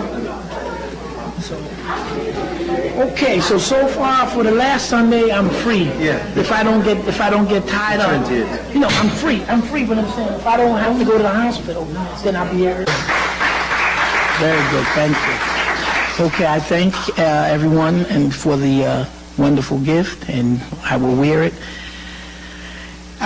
with honor. What I want to do on part 2 is we're going to deal with the continuation of the IMF, but what I just want to do is to touch some of the areas of the world so that we can begin to see how the world is changing. And the IMF is just part of the change. So what I want to do is just touch 2 portions on Africa, three short articles on Africa. Then I want to just deal with a little bit of America as it relates to the auto strike. Then we'll go into the IMF, and then we'll try to touch base to get a little bit additional picture of what is happening with Clinton and China. And depending upon the time element, we can continue on into the missiles and the nuclear energy. I have 2 handouts that I'd like to give you, and I'll give it to you in a short period of time. So I will try to present the material as quickly as possible so we can get it in, and I'm going to use some articles from different newspapers and journals just as an illustration to show you how the thinking is going in different parts of the world. And the first one I'm going to read to you, and they're going to be different articles, and I've underlined it so that I only read the short, most important portions to illustrate the point. So even though we have a lot of material, it's condensed. It's from the Final Call, June 23rd, 1998. It says the OAU, Organization of African Unity, drew the condemnation of the United States for a resolution suggesting that come September, African nations should ignore parts of the U.S. UN-inspired sanction on the North African state of Libya. The OAU passed a resolution during the June 8 through 10 summit in Ouagadougou in Burkina Faso. OAU Secretary General Salim Ahmad Salim said the resolution was born out of a genuine frustration at the deadlock of the case. In 1992, the United Nations approved the U.S.-British-led effort to impose sanctions on Libya that included an air embargo. This was because Muammar Gaddafi would refuse to turn over 2 Libyans for a trial in the United States and England, where the United States and England accused these 2 Libyans of bombing this plane coming across.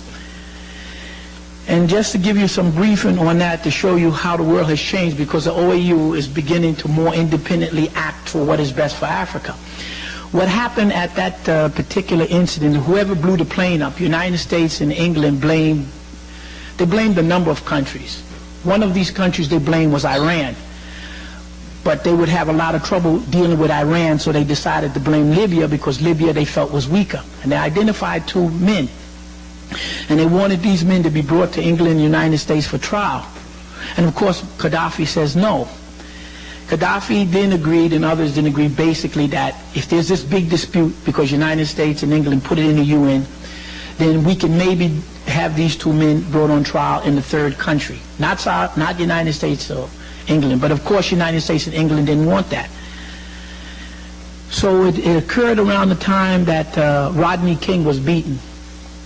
And after the decision came in that these police officers did not do anything to Rodney King, even though you saw the video, a number of African heads of state, but particularly the head of Egypt, told the United States that if a citizen of color cannot get a fair trial in the United States, they have no intention of sending these two men to the United States or England. So their minds are clear as to how and who the United States is. So that's part of the background behind that. I'm going to read your second article from the Daily Challenge. This is Thursday, June 25th, 1998. Just to touch parts of Africa before we move on. And the South African President Mandela has praised the Democratic Congo leader Lawrence Kabila for striving to restore order in the chaotic country and urge a quick return to democracy in Nigeria. So he's making a statement. Mandela, in a wide-ranging interview, criticized the ousted and now deceased former Zaire leader Mobutu Sese Seko and Western allies who are still criticizing Kabila, saying that they, the West, had backed Mobutu's rule of terror and destruction in Africa's third largest country. Kabila is doing very well. The people or the West who are now criticizing him are the same people who supported Mobutu, who was one of the most pitiful dictators you could come across in the continent, Mandela said. But lacking morality, they, the West, abandoned Mobutu when he was on his deathbed. They did not want to hear about him, Mandela added. Mandela said that as of the days of the cancer-stricken Mobutu was coming to a close in exile in Morocco, all of his friends and the West abandoned him. Tuesday, then he mentioned, on Tuesday, that Kabila, who overthrew Mobutu in May of last year, after a 7-month military campaign, needed time to restore order in his country. So he's saying you have to give him time to do what has to be done. Mandela said he believed that Kabila would stick to his program to return to former Congo to democratic rule within 2 years. Kabila, as I have said earlier, is doing very well. He has said he will have free elections. Kabila has come to power, and he's reminding you, Mandela reminds you, Kabila, who came to power on the backs of the Regional African Alliance, the Pan-African Alliance that liberated it, ranged against Mobutu, had been heavily rebuffed by the Western governments. So basically what Mandela is saying, picked up by the Daily Challenge, is that he's repeating history, that it was the white people, the West, who backed the Mobutu to kill you, to bring the country to chaos, to steal the money, and that we recognize who the enemy is. And that's one of the most important things, to recognize who your enemy is so that you know what you have to do. And here's another article from Zimbabwe. I'm not going to read the entire article, but basically what it boils down to is that after the revolution, after 17 years, Mugabe has not returned the land to the people. Europeans make up 2% of the population. They still live on 70% of the best land. So the people are beginning to, they call it, squat on it. And they're pointing to the land where their ancestors died, the graveyards, etc. So when you read and hear about the so-called food riots in Zimbabwe, they're not food riots. The people are getting sick and tired of living in a country where you are pushed to the side as subsistence farmers where you can't eat, and these white people have these large farms where they're making tens of millions of dollars, hundreds of millions. But it's because Zimbabwe and Mugabe, they participate in the Europeans keeping the land, using it for commercial use, and they benefit from it. So just to give you a little touch of the thinking of those countries. A brother asked me to identify some of those countries that made up the coalition that was able to overthrow Mobutu, and who are the core countries that now control those natural resources and who have these regional conferences that Clinton ran to. And if you look at the map, basically they come from north down south is Eritrea, Ethiopia, Somalia, Southern Sudan, Uganda, Rwanda, Burundi, Malawi, of course the Congo, the brothers and sisters in the Congo. And you think who's around them: Zambia, Zimbabwe, Tanzania, and Angola. Those were the countries that put together their monies and their militaries to get rid of Mobutu, and that's why the United States and the West did not make any attempt at this point to rescue him, because they knew the military force was too big and too strong. Just reminding you what the Angolans and Cubans had destroyed, 100,000-man army of the South African, which was the best NATO can put. I want to touch on an article very quickly from Buchanan from the New York Post, June 27th, 1998, and he's just giving you a little update on this UAW strike. He says here, what's good for America is good for General Motors. And vice versa, said this Mr. Eugene Charles Wilson told Congress in 1953. In 1950, General Motors employed more workers, paid the highest wages and the most taxes, and had done more to win World War II than any other company. But what's good for General Motors may no longer be good for America. The title of the largest employer in the United States has long passed to McDonald's and Kmart. General Motors is now the largest employer in Mexico. It is easy to see where Motown's future lies, south of the border. Since 1978, General Motors has built more than 50 plants in Mexico. Remember, the United States government bailed out Chrysler. And remember, the United States government gave Ford about $5 billion to upgrade plants in America. And Ford, what they did was they went to Korea, put the money there, and they hooked up and formed a company in Korea with the Kia, K-I-A. That's that Ford money. So you know where your tax monies have gone when it went to General Motors, Ford, and Chrysler. So General Motors have built more than 50 parts plants in Mexico since 1978, which today employs 72,000 workers, making it a part subsidiary of the Delphi Automotive Services, Mexico's largest private employer. In Matamoros, thousands of Mexican workers earn $1, $2, or $3 an hour, producing instrument panels and steering wheels for General Motors cars and trucks. The U.S. minimum wage is $40 an hour. The move to Mexico has become a target of the UAM charge that the General Motors is putting America last. 4 years after the NAFTA, which is just the North American Treaty, is just the excuse to move things out. 4 years after NAFTA, free trade agreement, lowered tariff barriers, these cities along the Mexican borders with Mexico which hope to benefit from this NAFTA degree, have become more than glorious truck stops as they watch the manufacturing jobs go south by the tens of thousands. And basically what has happened is, if you draw the border between Mexico here, and you know for every city in Texas or California, there's a city that is equivalent to it in the Mexican border. And the people in Mexico are working, and the people in the Texas and California are massively unemployed. Unemployment in the border town is higher than in Suarez, 2 to 3 times higher than the U.S. average. So it's already at 15% already depression levels for those people living along the Mexican border and the Texas border. Not only General Motors is making the new Motown in Mexico, Ford has 11 plants there. Chrysler, now partnered with Mercedes, will follow suit. Rival Volkswagen has already shuttered a U.S. plant in Pennsylvania and moved production to its new Beetle plant in Mexico. Mexico is rapidly becoming the hottest destination for auto production. Remember, automobile is the basic foundation industry of the country. 1 in 5 jobs dependent upon it. It is next door to the world's largest auto market, which is, of course, the United States. It offers wages that makes the workers cringe from Detroit to Stuttgart. $8 billion have been invested in auto factories and plants in Mexico as a result of NAFTA in the last 4 years. Another $8 billion is expected to be invested by the year 2000. So now you know where $16 billion of your tax dollars is going. Auto and truck export from Mexico to U.S. is 800,000 last year. It's going to 1 million this year. Volkswagen alone will produce 450,000 vehicles in Mexico in 1998, and Japan will follow suit.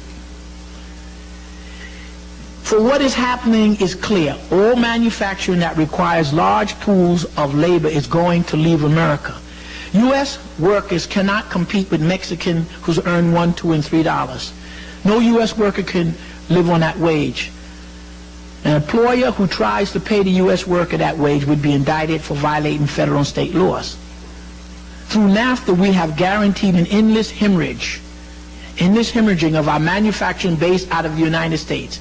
As for the lower-paying service jobs we keep, we have with an immigration policy that brings in millions of new people a year, guaranteeing an endless downward pressure on the wage of the native born. So after they move out the wages, they let the immigrants come in who are going to work for much lower wage, and that's a pressure wage. So if you look at what is happening to America generally in the last 20 years, you can see a rapid decline of the material standard of living, wages and incomes, and you know they've already downsized medical care. Half the country has no medical care. So you're going to get the continuing downsizing that's occurring here, but you have to understand it in relation to the rest of the world. These things wouldn't be happening if Africa wasn't getting on its feet, if China wasn't strong, and other countries. So it's a reciprocal thing. Remember, 5% of the African race lives here. 95% lives outside the United States. Guaranteeing an endless downward. Okay, now we finish with the article. Not to worry, we are told, Americans will keep the high-tech jobs in Silicon Valley. But Bill Clinton and the Congress are trying to expand from 65,000 to 115,000 the annual influx of high-tech immigrants from China and India. Apparently, not enough Americans in the first world nation of America with 265 million people are qualified. In other words, you can't find all these people here to train them. Isn't that what we used to say to the black folks? So you give you a little bit. Now we're going to go and touch on the IMF, and we're going to go into Indonesia. We're going to use the different highlights to illustrate some of what we had discussed the other day. And this is from the New York Times, and it says, Mr. Christoph wrote, whoever this person is, from the IMF. But a conspiracy, now we're in Indonesia, the economy has collapsed. Mr. Christoph wrote, but a conspiracy of far more potent subversiveness, capitalism, markets, and globalization. Mr. Suharto, the man who just stepped down, security forces never figured out how to handcuff them or torture them in submission. His sophisticated military equipment can detect guerrillas in the jungle of East Timor at night, but it was unable to discern the bad loans or to prop up a tumbling economy or currency. Under the pressure of economic crisis, ordinary Indonesians, students especially, lost their fear of the regime. Protests continued even after troops made the mistake of shooting. So they say to you, if they break your economy down, they will bring civil war to your country and break and destroy it. IMF. Let's go on. Where's the crisis? The argument usually goes like this. So they're telling you the game, the IMF.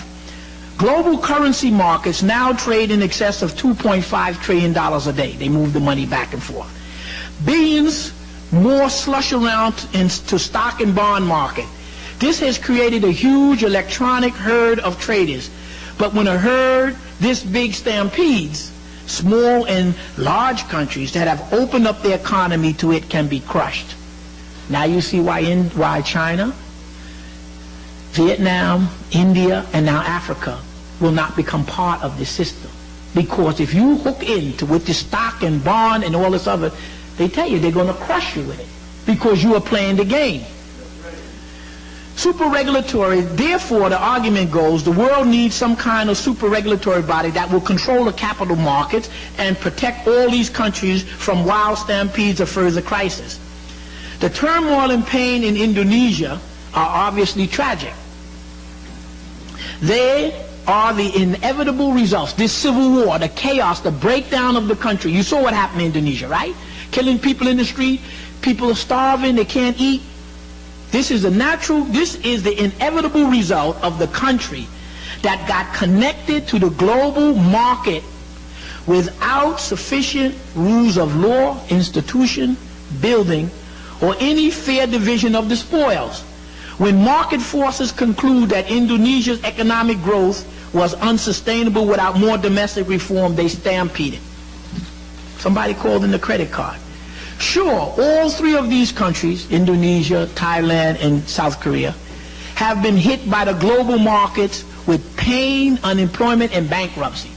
So when Kabila in the Congo, Uganda, and Central Africa begin not to deal with these global markets and let the people begin to get the pickaxes and shovels, they are doing like China did. They closed the borders and let the people build a country. Therefore, you do not have these loans that you have to pay back. So when you see them not using the IMF, and you see them saying we're going to pick up the pickaxes and stuff, the same way they forced us to build a country to bring it to the point, they will come out, Africa will come out strong in 20, 30 years like China is strong, because they won't be locked down in all this debt. So for now, this is the IMF telling you what you should be doing, but they forgot to tell these people this. But for now, the only choice is for countries to go more slowly in integrating with the global economy. So they're telling you, if you got any smarts, I wouldn't join this international loan shark racket we got going called the IMF and World Bank. For now, the only choice is for countries to go more slowly in integrating with the global economy while making sure that as they do, they are building the regulatory institutions at home needed to tap these electronic herds and to protect themselves. He's telling you, don't join it. You don't need them. Indonesia, they're going to tell you how they did it to Indonesia. But when Mr. Suharto pledged in a somber television address in The Nation today, this is the New York Times 5/1998, that to the nation today that he would step down from the office, the force that brought him to this point after 32 years was not a communist insurgency, but a conspiracy of far more potent subversiveness. They're telling you, capitalism, markets, and globalization brought him down and destroyed his country. Instead of hiding in the jungle, they established a fifth column. Who? The banks, the IMF and World Bank. They're telling you what they did to Indonesia and all of these countries. They. Who they? The capitalism, markets, globalization, these money traders. Instead of hiding in the jungles, they established a fifth column in the glass and steel towers in the major cities. And Mr. Suharto's security forces never figured out how to handcuff them or bring them under submission. These forces, coming from the IMF, is telling you, these forces set off the Asian financial crisis. They pulled the money from them to get what they have. And Mr. Suharto's armament was suddenly useless. His sophisticated military equipment could not be used. The turmoil here underscores the way that the financial crisis in the shaping Asian politics and society as well as business. This crisis has already helped usher in new governments. They break your government down into places in Thailand, South Korea, as well as help to assure the rise of China coming. Asian leaders are being forced to open up their economies and political system to break down the collusive link. So what they're just trying to do this in Africa with this trade bill because the Africans aren't going along with the scheme.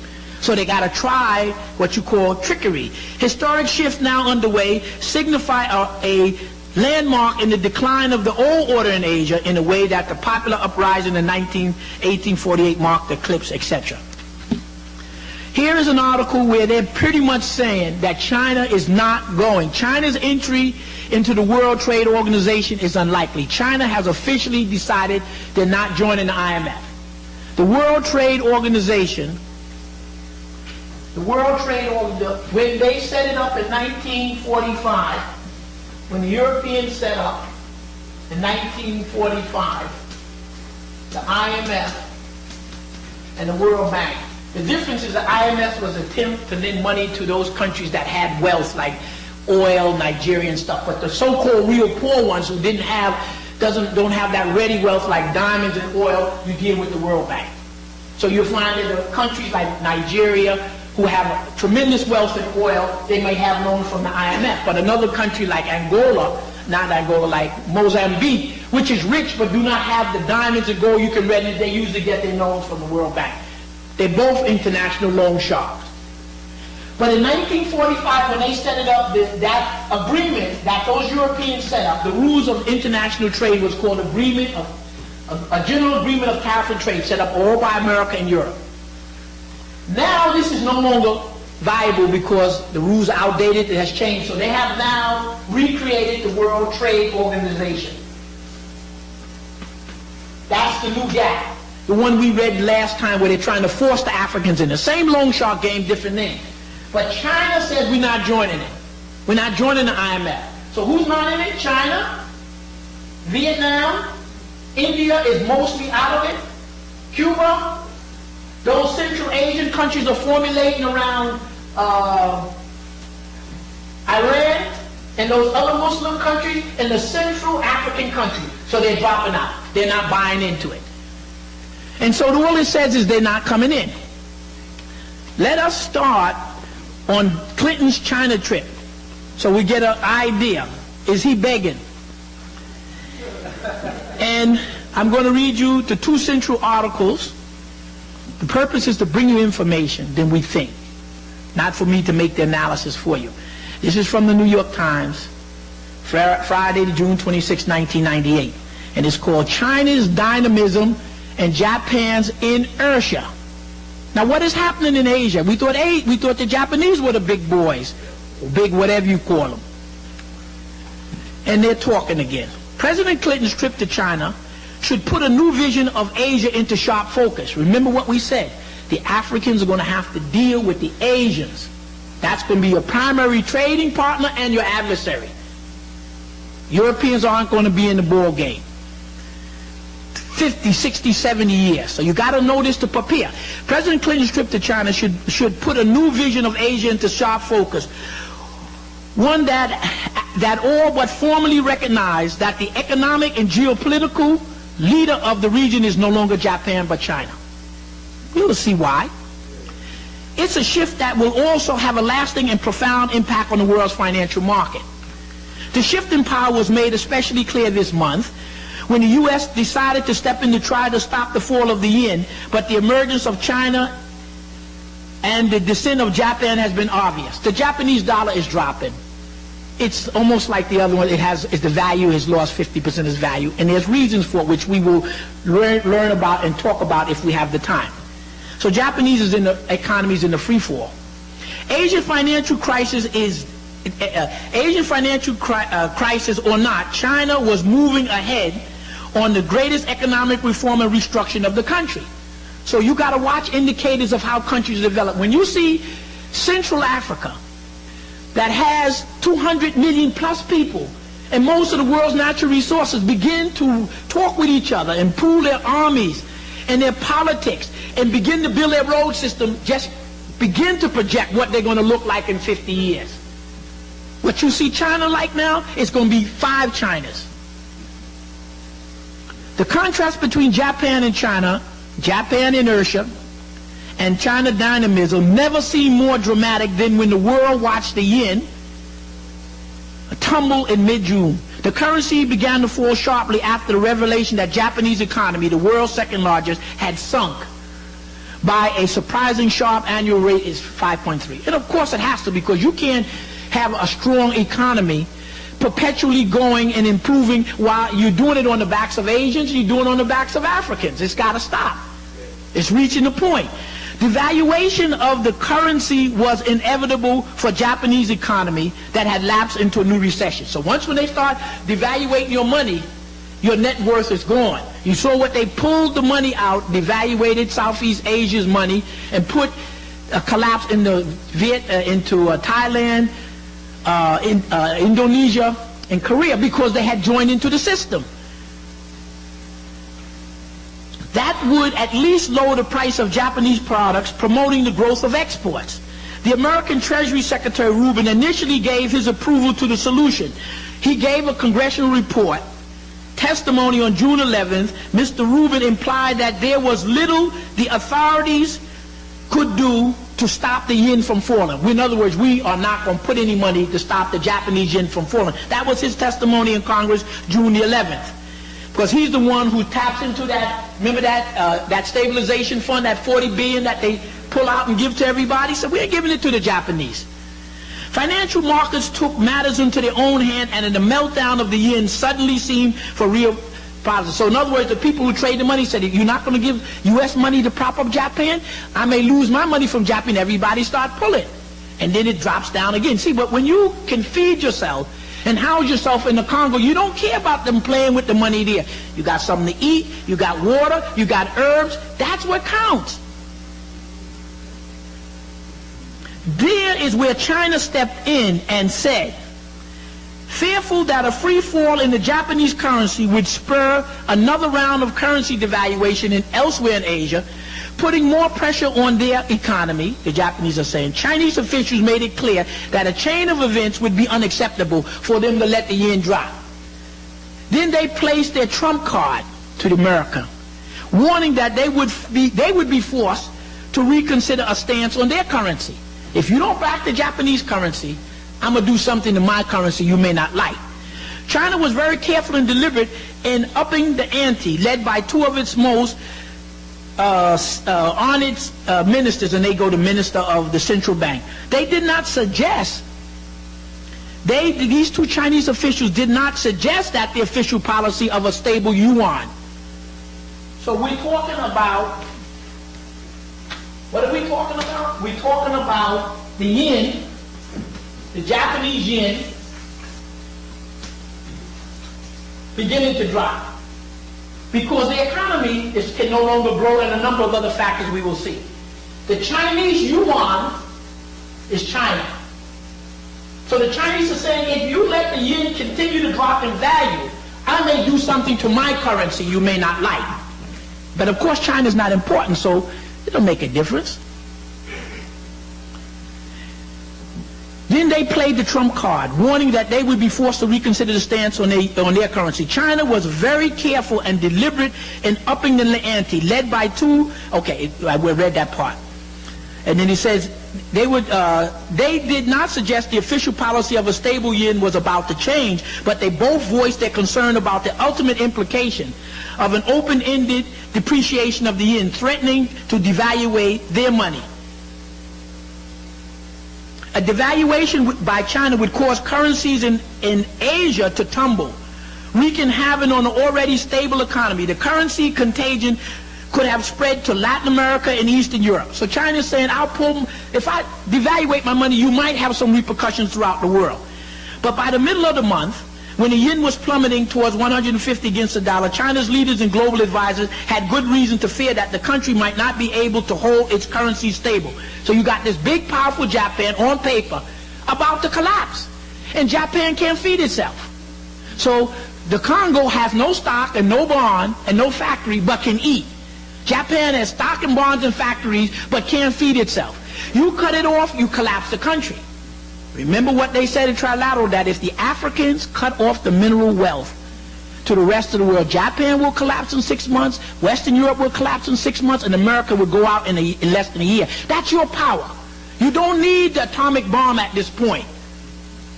And at the point, the world had no choice but to take heed of this risk. And the United States and Japan were forced to step in to start supporting the yen.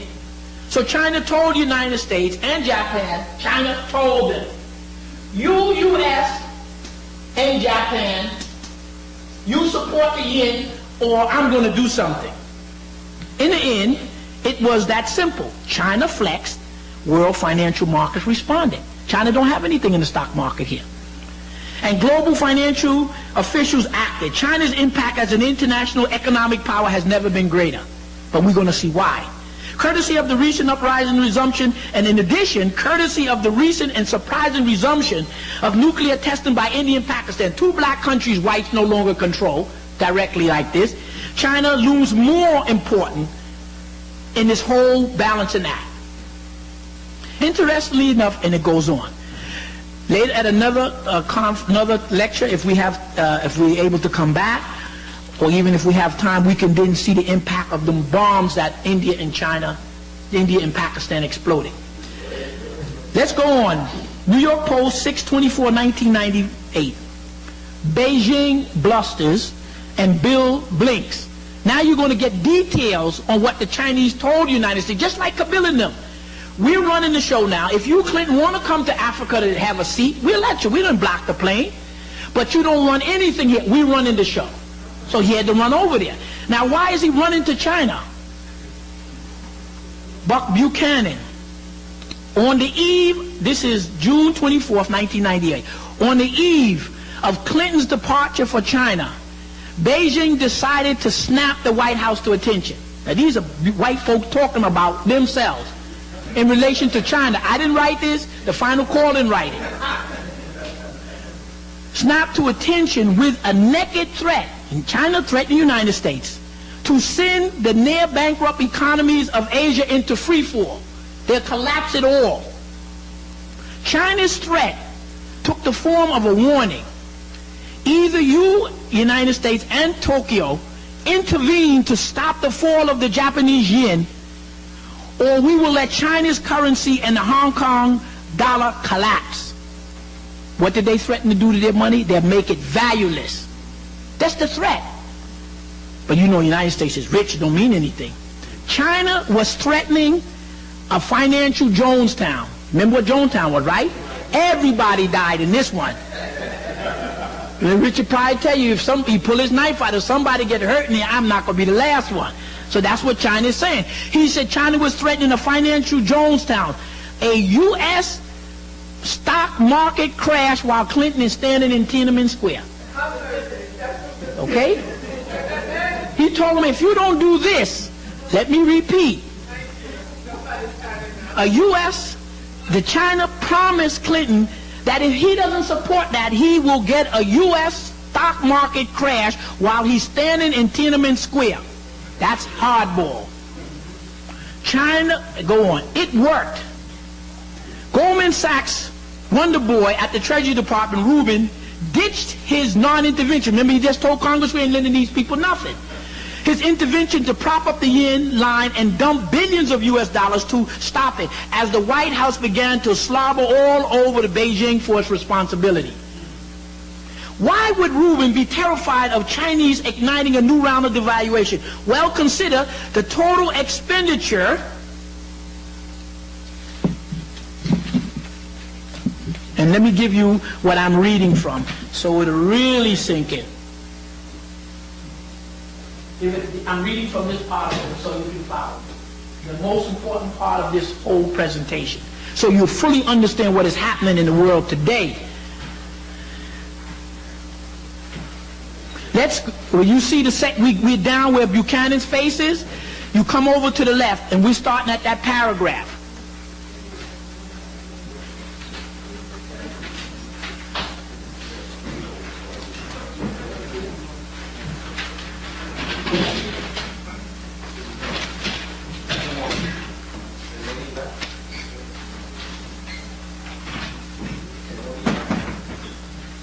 Why would Rubin be terrified of Chinese igniting a new round of devaluation? See, they thought they're the only one who can pull the plug from you and you collapse the Southeast Asia. Well, consider the total exposure of Western banks in Asian emerging market. According to the Financial Times of 1 year ago, U.S. banks had $43 billion of their money in Southeast Asia. The economies, they collapse the economy so that they can buy up everything for nothing. $43 billion, these are in billions, at risk there. Canada's bank had $15 billion. This is U.S. Let's go, this is U.S. These are trilateral countries. This is Canada. See, trilateral is U.S. and Canada is one part. Western Europe is the second, and Japan is the third. The poor countries were trying to hold on to your wealth. Japan, 271 billion.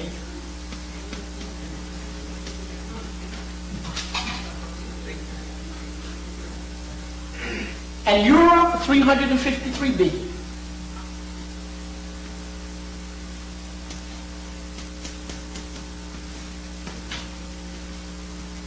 Okay, that's what's invested here. As a share or portion of the bank's capital, America has 12%. This money represents 12% of all your money America got tied up in Asia. Canada has 46% of all their money tied up here. Europe has 48% of all its money tied up here. And Japan has 109%. Okay? 109%. Japan is $600 billion in debt they can't collect. You got the game going, and it works as long as the people playing the game are sucking in. Now, when you see this, if China were to devaluate the money, they go on. Put starkly, devaluation by China would set off a new round of currency crisis that would force huge new U.S. IMF bailout or strings of Asian default that could bring down the banks of Japan and Europe and precipitate a worldwide financial crisis. That's how they got it hooked up. But when everything is dropping and falling and tumbling, you still eating in Vanuatu, you still eating in the Congo, you still eating. That's why if you listen to Brother Brown on the radio, he tell you if the computers go out, we're not going to highly computerize. So you never get away from the land where you can eat and drink water, okay? 3 days supply of food to the cities. If 3 days of supply of foods get cut off to the cities, you're going to have civil war in the cities of the United States. You got to eat. 3 days, if there's no food in the supermarket, you see what people will do. Can someone explain what benefit America derives from the global economy to justify this risk? And he goes on. Last week, Beijing demonstrated two things. China fears its own devaluation less than we do, and in the game of chicken, the Americans will blink first. What could we have done with Beijing issuing? And in this middle paragraph, Buckley goes on to start talking about what we could have done and should have done, but the reality they didn't do it and they can't do it. And let's go down to the middle paragraph, this last paragraph here, as we conclude the article. America has best wake up. Last week's trade numbers were the most ominous yet. Exports to Asia fell as imports soared. The nation is now running a mercantile trade deficit clocked in April at $260 billion. $260 billion. Now, when you consider that the United States has approximately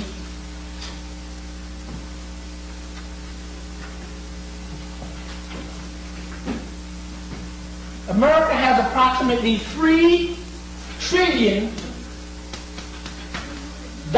in debt. You see, because the United States, in order to finance all this cheap oil and this food and everything, they use a credit card.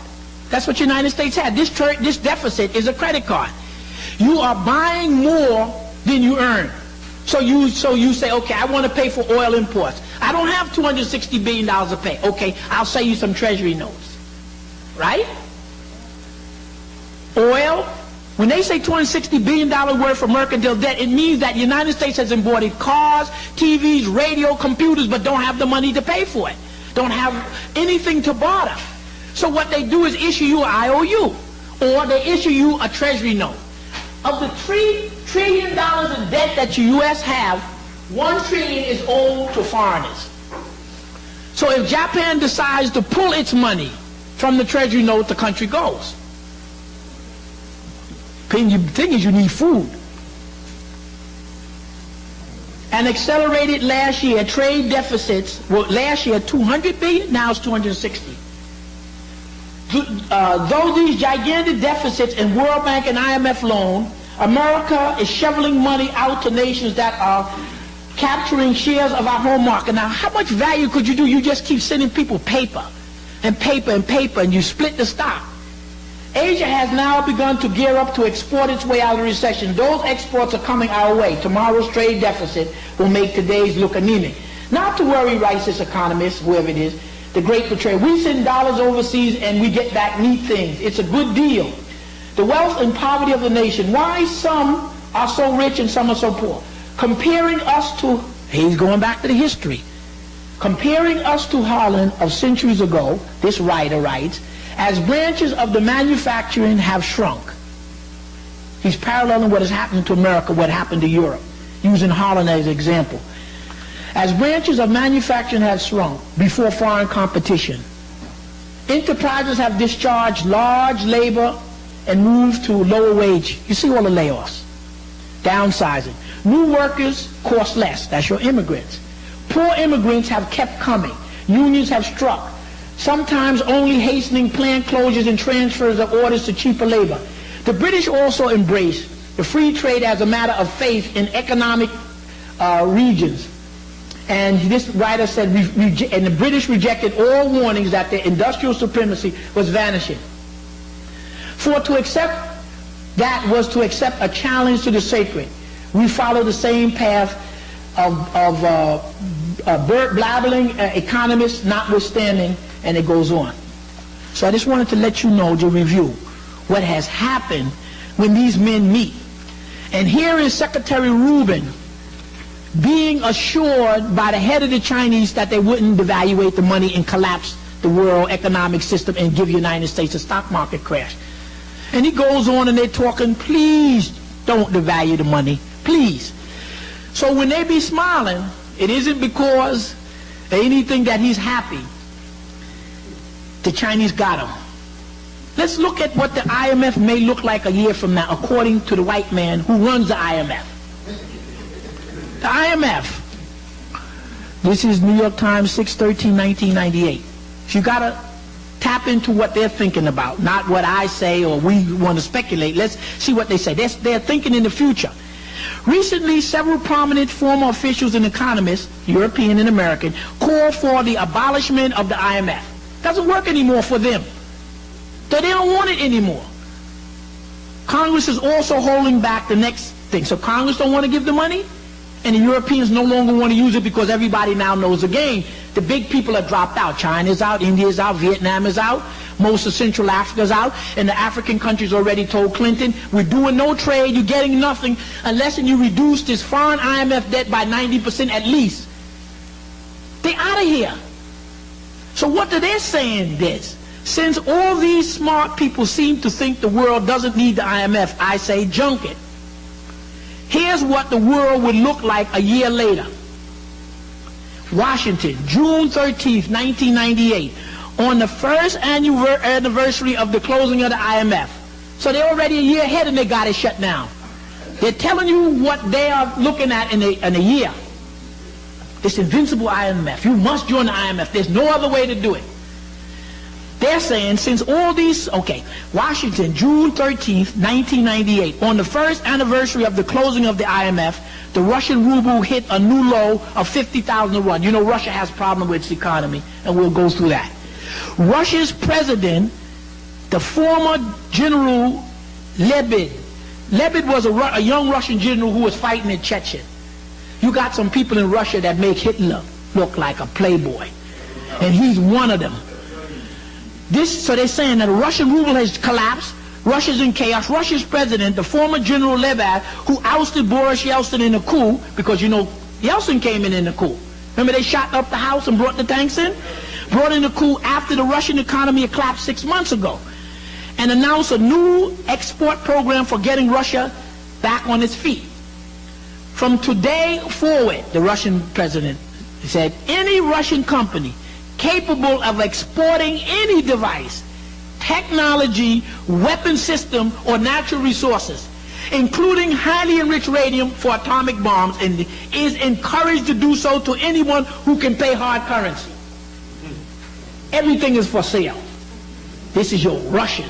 These are gangsters. They're German. That Russian branch of the German family is, I don't know if it's worse than this, what you call U.S. You understand what they're talking about? So that means you could buy anything you want. He says you will sell anything to anybody with hard currency.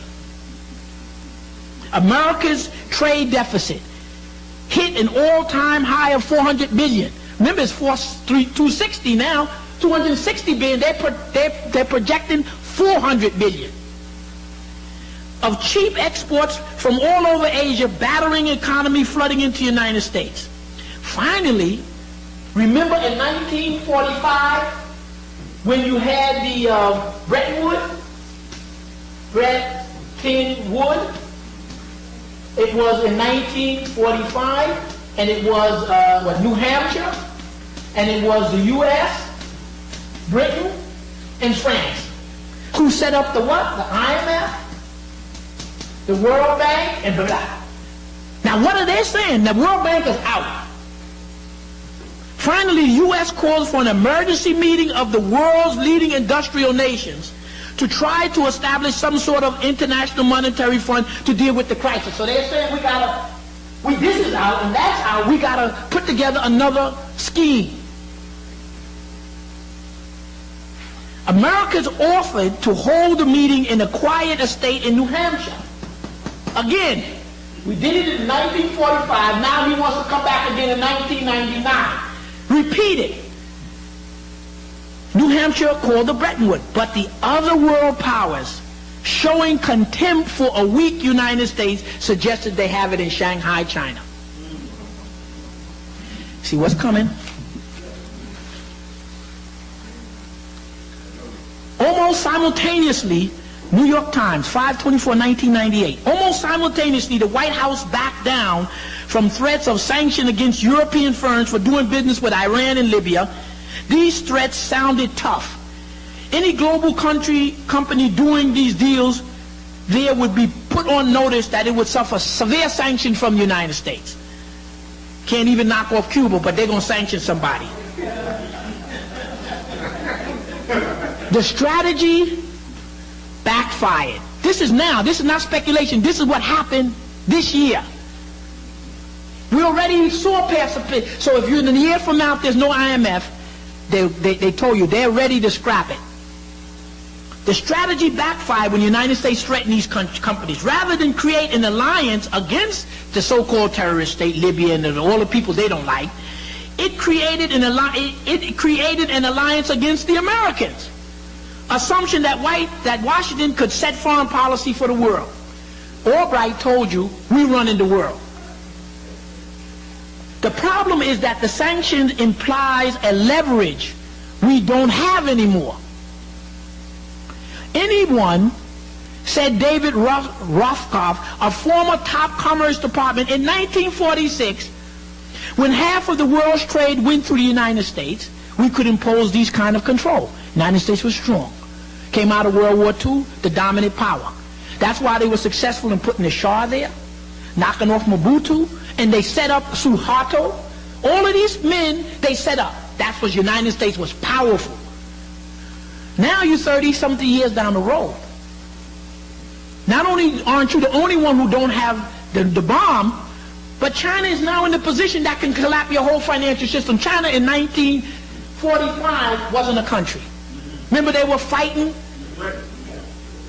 After World War II, they fought and then established in 1949. So China has moved from 1949, not in a country, to now could wield this kind of power. Said not only in 1946 we in America control, in 1946 when half of the world's trade went through the U.S., we could impose these kind of controls, but when less than 14% comes through the United States. And you see that 14% is just zizzing away as quickly as they move the factories out. It's rapidly dropping. You can't, at one time you control, the white man control all the oil. He doesn't control it. He controls the copper and the rubber. That control is gone. So they can't squeeze you anymore. When they try to squeeze Cuba, what did Cuba do? The African countries traded with. Who give Cuba oil? Mexico, Trinidad, Venezuela, Angola, Nigeria. How are you going to embargo Cuba? And you got all these countries helping Cuba. You no longer control. At one time they could have controlled it, but they can't do it anymore. Today, when 14% go to the United States, we can't control it. Mr. Clinton was lucky to save face with a deal in which the Allies swore to fight proliferation if America waived these sanctions. First, this is their rule. First is the ideological rule. Passionate national causes, countries, particularly in the urge of self-sufficiency. He's describing what these countries are driving for. Nobody's driving to be a lackey to white or Chinese anybody. They said these countries, this is their rule first, is ideological rule. Passionate national causes, particularly in the urge for self-sufficiency, always, almost always, trumps economic rationality. In other words, you can't tell a country like Pakistan, if you drop them bomb, I'm going to sanction you. So they say sanction me. Their national pride and their security is more important than a little bit of food. That's why the Indians pressed the button and why the North Koreans and Iraqis and Serbs have been so adamant. Rule number 2. Second is the sanction rule. Unilateral sanctions almost never work, especially if you only control 13% of the world's economy. Global economy. In a global economy, there are too many producers of almost everything. So when brothers and sisters tell you that that Kabila must deal with the United States, they don't deal with it. You can just take the United States and Europe and wipe it off the face of the earth, and Africa would be better off for it. Asians would be better off. There's nothing you have to come to here or the European for. As he say, what they tell you, in the global economy, there are too many products, too many producers of almost everything. Finally, the Suharto rule. When you open your economy, you better make sure that you have your act together, because we'll rip your guts out. With an economy not dominated by corruption, with banks that can absorb shocks, and with a way to assure investors that things won't go to pieces if the government falls. Otherwise, you risk the 1996 equivalent of a military coup, a market coup. They destroy you through this money, which is more dangerous than any CIA move against you. We go on. Let's talk about the Japanese so that you can see where they are. It says crisis in banking in Japan, but implications are global. Remember, none of this applies to us in Africa. We got food, we got wood. If Africa shut the borders and just traded with each other, which is the best thing in the world you could do, we'd be better off, because what is it that you need outside your border? And with Japan in this shape, Japan, you could buy anything you want. Okay, you're the finance minister of the Congo. You want an airplane factory? You got diamonds, uranium? Japanese will put a factory there. They will need some food. You want some food? You want some wood? You want some this? So you're already in the key bargaining position, and you barter. You don't go through the IMF long sharks. You barter, and that's how countries are coming back to. That's why the Japanese, the Chinese, everybody was at that meeting when they met there, that when Clinton ran to. But you can't understand that. So when Kabila is going to Switzerland, he's going to get that money back out of them banks the same way the Jews are squeezing the Swiss. You just tell them, look, you want some oil to heat so you don't freeze this winter? You ship the money back. You do it from power. Japan's economy is in recession. Its stock market is down 60% over 8 years, and its currency has cascaded 43% from its high. This is the increasing consensus among Japanese politicians, though not through the economies, that the problem centers on the challenge that the government, it goes on here. And I'm only going to have the article, I'm only going to read the key parts. The centerpiece, now Japan is in big trouble. The economy, the banks are collapsing. Look at what they say. The banks in Japan have $600 billion in debt. It can't collect from those Asian countries. It can't, the scheme is not working. So what happens? What do? Listen how they do it. The same thing they did to you in the United States.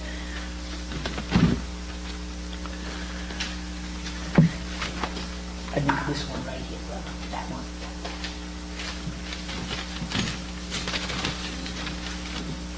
The centerpiece, now Japan is trying to extricate itself from this $600 billion debt. The Chinese has forced the United States and Japan to support the yen so it doesn't drop. know what the Japanese going to do. The centerpiece of this total plan that the Japanese government would be the creation of a government bridge bank, B-R-I-D-G-E.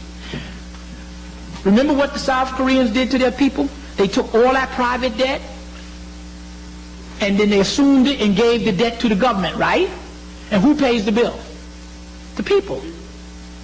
This bridge bank they're going to build, that would take over the loan portfolio of the failing banks, reselling good loans and writing off bad loans, with the taxpayers absorbing the losses. Just like they did to you with this bank crisis. And you're going to tell Angola to run your country like this? You're going to tell Kabila this is the mess you want to join? These dishonest crooks. Europeans are dishonest crooks. We got honest crooks, they're dishonest crooks.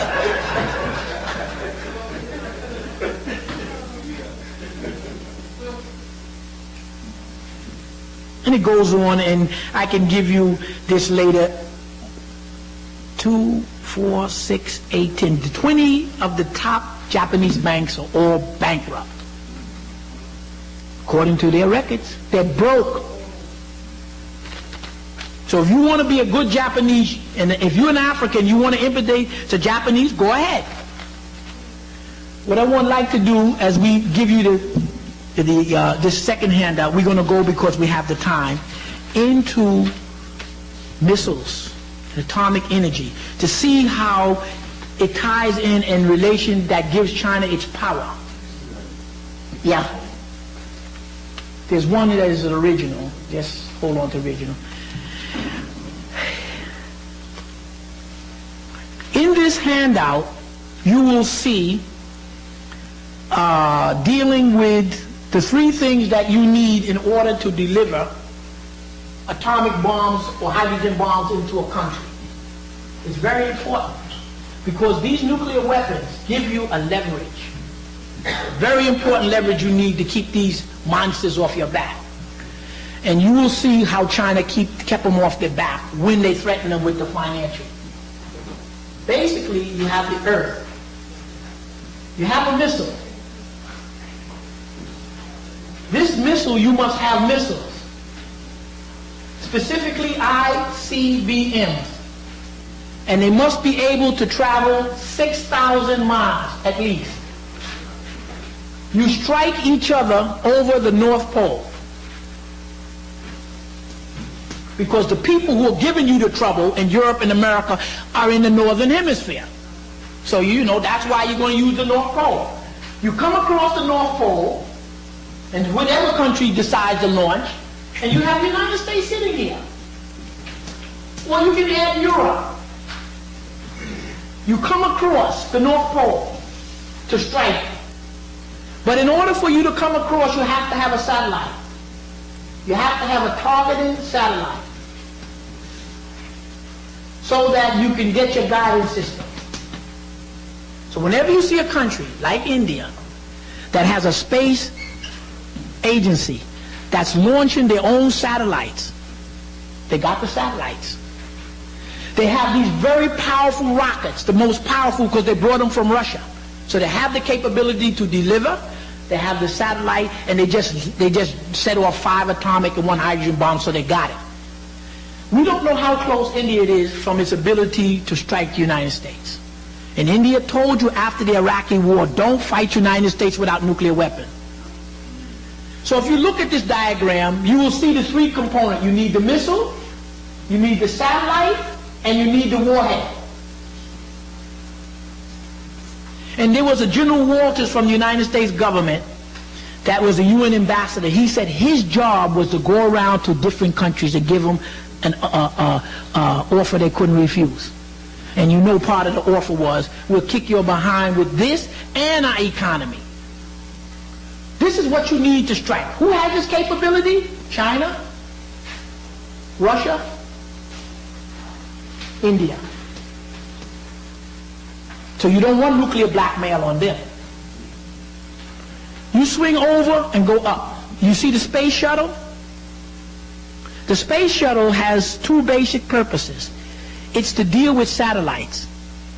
Satellites must be placed, repaired, and recovered. Because without satellites, you cannot have any kind of electromagnetic communication. You can forget all your TV, all your radio, all your phones, and all the military. You must have satellites, because a satellite put 22,000 miles above the Earth stays above that point. It's called a geodetic orbit. So if you put it lower, if you put it 22,000 miles above the Earth, as the Earth spins, it will stay over that position. And then you beam from something here, you hit here, and you come down. That's how you get all your satellites, all your TV, everything. If the United States loses the capacity to put satellites, repair and recover them, you can forget it. Communication, telecommunication. That's why you need communications through the ground, as well as the satellite. So you don't give up your ground communication. That's how important that space shuttle is. Also, it's important for the International Space Station. This is critical because in order for you to try to rectify in order for China to be able to make this threat to the United States, it had to have certain things in place. You know when a guy comes to you, this loan shark, and you want to break your leg. But you see, when you put your hand in your pocket, he's not sure. So you back him off. So that's why the space station is important, for those satellites, and they're building an International Space Station. The International Space Station is built by the trilateral countries, 16 countries, all white except for Japan. So it's those trilateral countries, Russia, Japan, and the trilateral. Who's the trilateral? Look at Western Europe. England, France, Spain, Portugal, Germany, all your former colonial powers, because they're now hooking up to try to get as much dominance in space for telecommunications and other things. But also what is happening, let's look at the space station. It's trilateral countries. Russia is part of it, because Russia is not an official trilateral country. It's going to cost them $40 billion. You'll pay for it. It's going to be for civilian and military, and they're projecting the year 2000. What they're doing is they're putting a lot of plutonium there. And what they were attempting to do is to develop the capability to be able to shoot down. So, for instance, if China loses the ICBM, you got half an hour, you can't knock it out. But if you had in this space station as one of your goals the ability to send down a powerful laser to destroy these bases, you neutralize the threat. Then the blackmail comes back. In other words, the United States can't blackmail China, India, Pakistan, and countries anymore because they have the bomb. They have the delivery system. So you try to get one up on them. So when they keep going up in those space shuttles, they're putting together a space station to get an advantage over you again. Because remember, these are basically Germans. They came on the world scene, as Professor Mackey teaches us through the history, as marauders. And they're still scavenging. Let's go over to the left side. Satellites. If you want some satellites, you can get it from China, India, Pakistan, North Korea, or Russia. So we can buy satellites. We don't have to worry about the West selling it to us. We can purchase it. When we get our factories, we can make it. Who will launch it for you? China will launch it. India will launch it. Japan will launch your satellites. Russia will launch it. The U.S. and Europe may not launch it for you. Europe launches their space station is in French Guiana. The space station for Russia is in the former Khuzestan.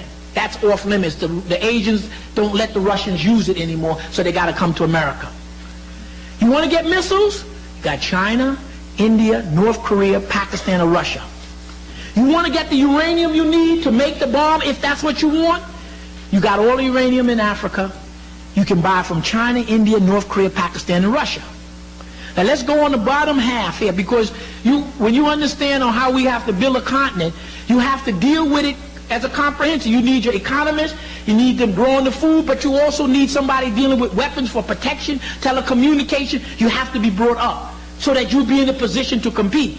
Uranium is a fuel, and it's uranium-239. And uranium-238, 238, and you have uranium-235. This is the uranium isotope that is fissionable. You can split it to get energy. This is not. But when you mine the uranium, 99.3 3% is this uranium, and only 0.7% is this fissionable. So you must get a lot of uranium, and you must process it or enrich it, so that you bring the fuel content down to 235 has to be brought, uranium 235 has to be brought up to 3%.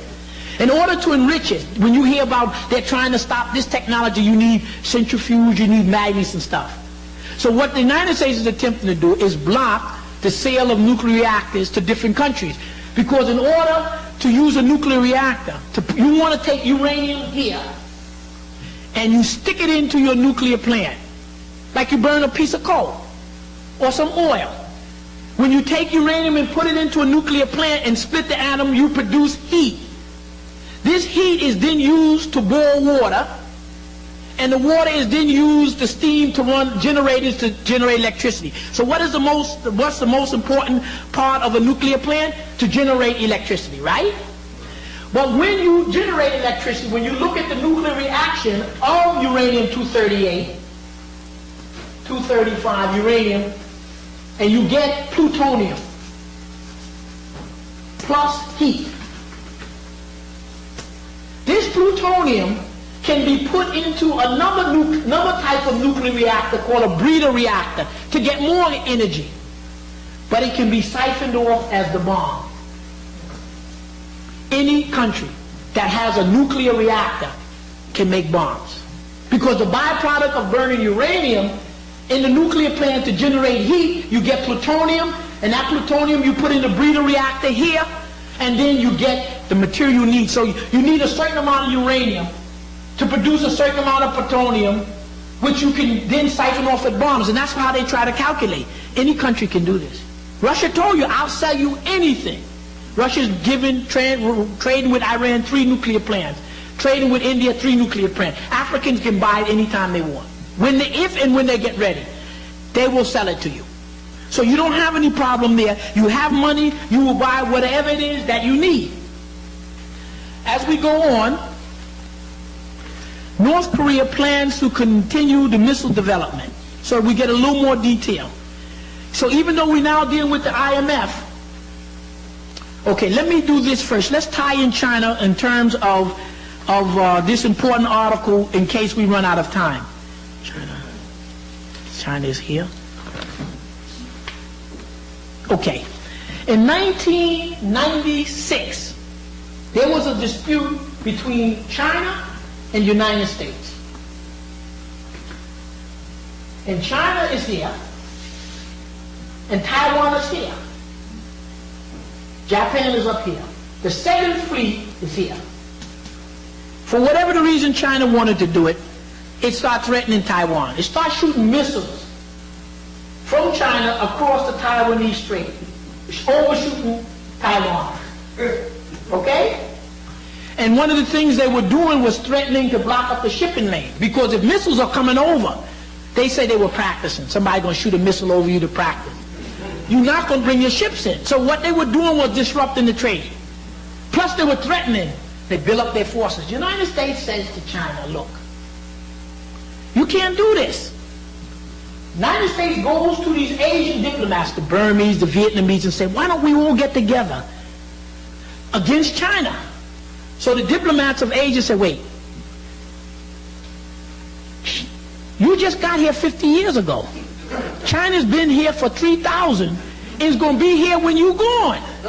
So that nixed all of that. In other words, you're on your own.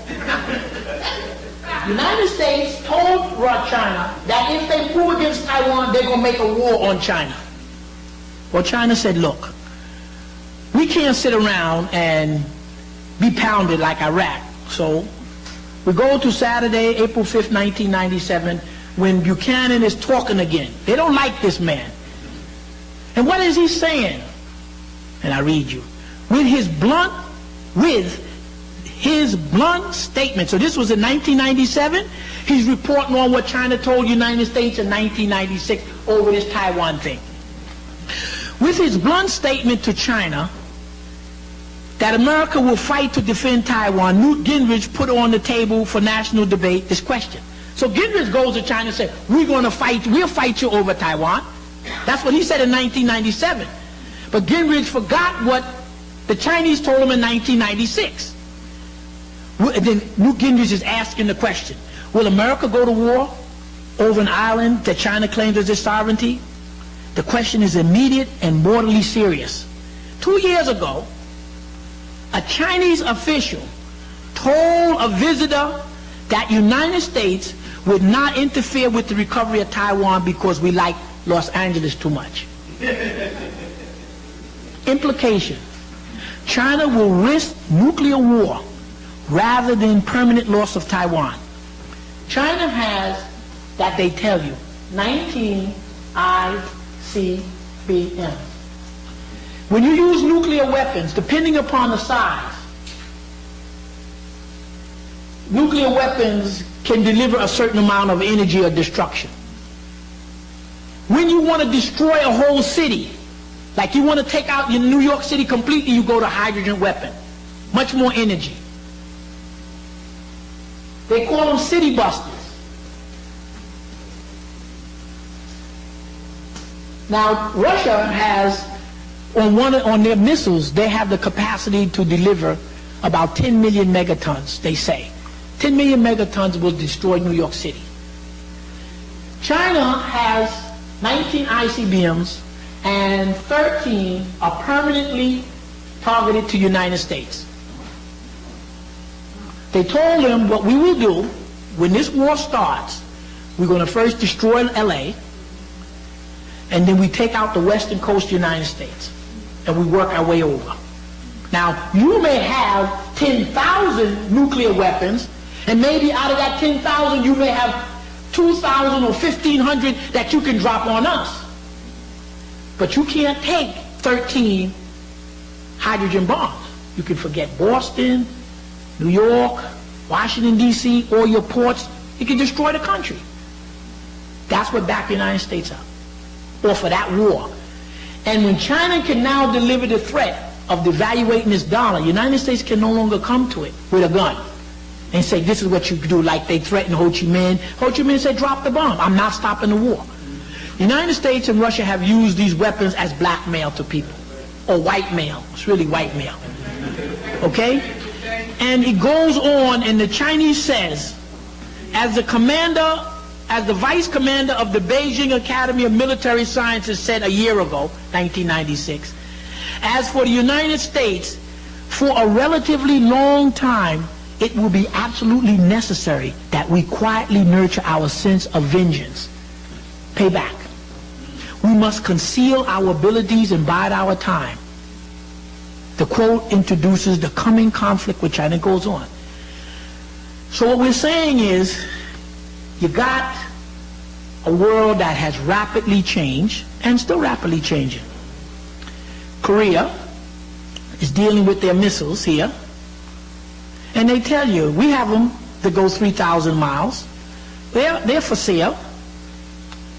This nuclear reactor business, North Korea officials have announced that they are suspending their effort to carry out the 1994 nuclear freeze agreement. What to show you as we tail in, as we wind down, to show you how important nuclear weapons are.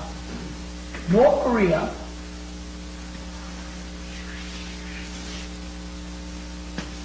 this is North Korea and South Korea, China.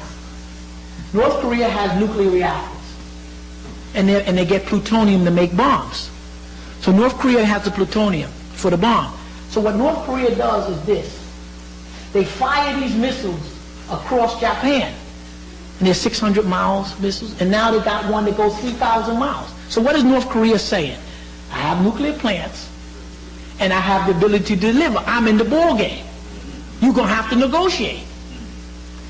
So United States make a deal with North Korea, say, look, don't shut down these reactors. Don't use them, and I'll give you something for it. Let's see what they're offering. North Korean officials have announced that they are suspending the effort to carry out the 1994 nuclear freeze agreement that was intended to dismantle the country's nuclear program, protesting that United States had failed to honor promises to send fuel oil. North Korea said, well, if I'm using these plants to make energy, electricity. But you really don't want me to use them because you know I'm going to get the bomb as a byproduct. You want me to shut them down, well, you got to replace my energy need. So the United States said, okay, we'll give you what?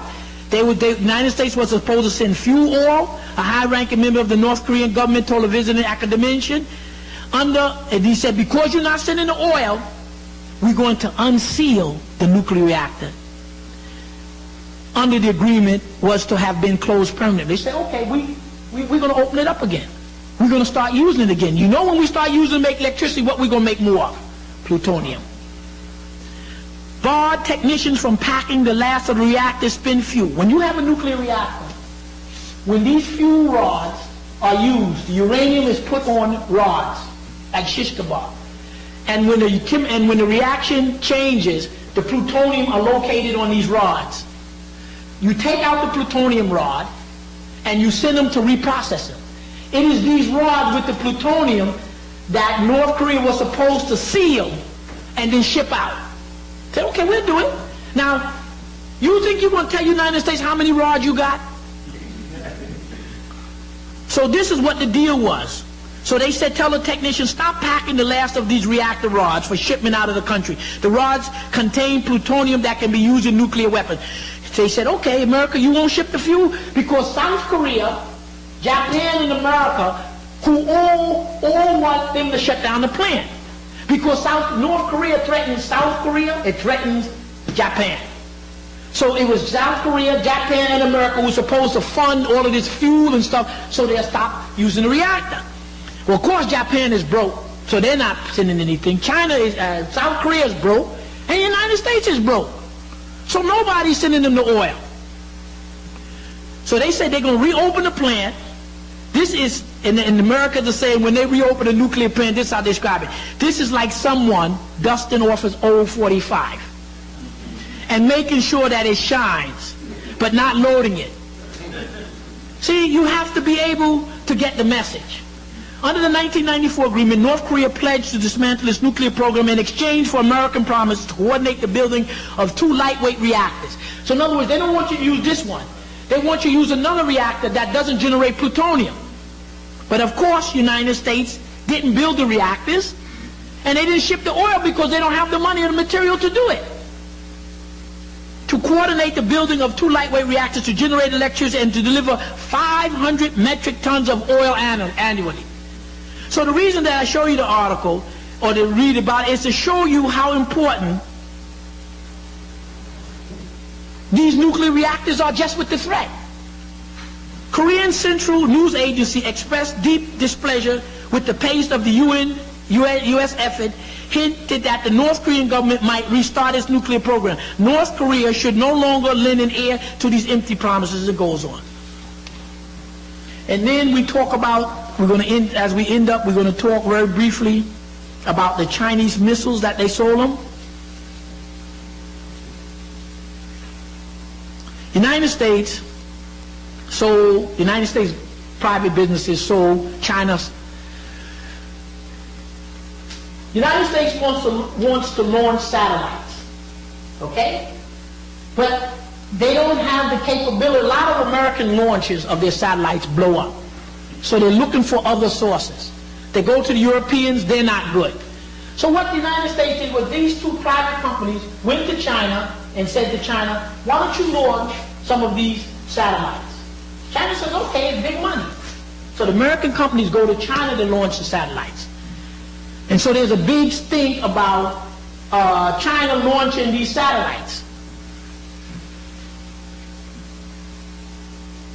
The chart offered at a housing hearing by this congressman, the top Pentagon expert monitoring nuclear proliferation during the board, showed that between 1990 and 1996, 1 in 4 Chinese rockets carrying commercial satellites blew up. So you shoot 4 and 1 is no good. But since 1996, the Chinese had a perfect record of 10 consecutive launches. No failures in the past 10 launches. Is that a coincidence or the result of the cumulative technology transfer? Half of the aircraft industry in America is in China. They all there trying to put those factories there. That's what Clinton is there for. Yet the timing of China's newfound success is launching multi-million-dollar satellites into orbits was striking. It was in the mid-1996 that two American satellite makers, Laurel and Communication and Hughes Electronics, helped Chinese engineers to figure out what went wrong in their satellites. The reliability of the Chinese rockets is important. Now that they can shoot these rockets accurately with the help of the U.S. government, these industries, the reliability of Chinese rockets is important because the missiles that send American communication satellites into orbit are the same that are the nuclear weapons that come over. And we go on to the Chinese connection, the Chinese connection, the Chinese connection. What I'm going to end here with is a little piece on the Soviet Union and population. We got to do a whole section on the Soviet Union. The Soviet Union, the white people, the white Russians, the Germans, you have Europe, the way they cut it out.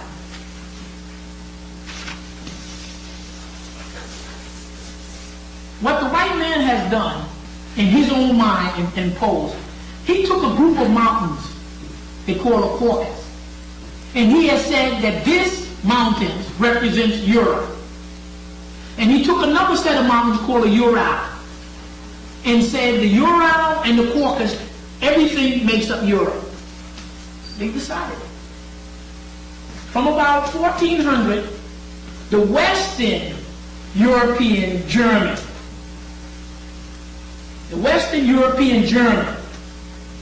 who you know as English and French, and there was the Eastern European German. That Eastern European German is called Rus or Russian. They began to push into Asia. Another time we can go over, and they progressively began to take the land from these Asians. Pakistanis, Indians, Chinese, Alawites, what you call Irish, Africans. They took this part of the world you call Russia by force from 1400 until 1970. So they got what they call Russia the same way their cousins got us.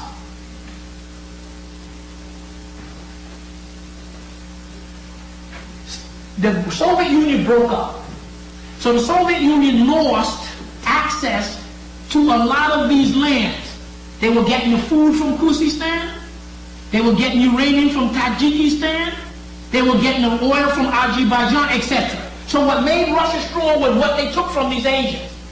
But presently, the northern half of Asia, which is called Siberia, is rich in wood. It's the largest wooded area in the world. It's got wood, it's got diamonds, it's got gold, it's got platinum, it's rich.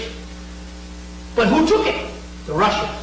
The white Asian, white European, white Germans took it from these Asian people. And this long article here, which we will deal on Russia. But let me just take two little snippets to understand where Russia is at. The first idea, and it's not, I took it from different parts. The first idea, this is white Russians talking to white Americans. The first idea is to bring a genuinely, this is from the New York Times editorial, June 17, 1998, Russia talking to America. The first idea is to bring a genuinely large number of young Russians, the entire cohorts of the new leaders, especially those from the province, to spend considerable time in the United States. So the only white people that they have presently to begin to try to offset your population in America are the white Russians.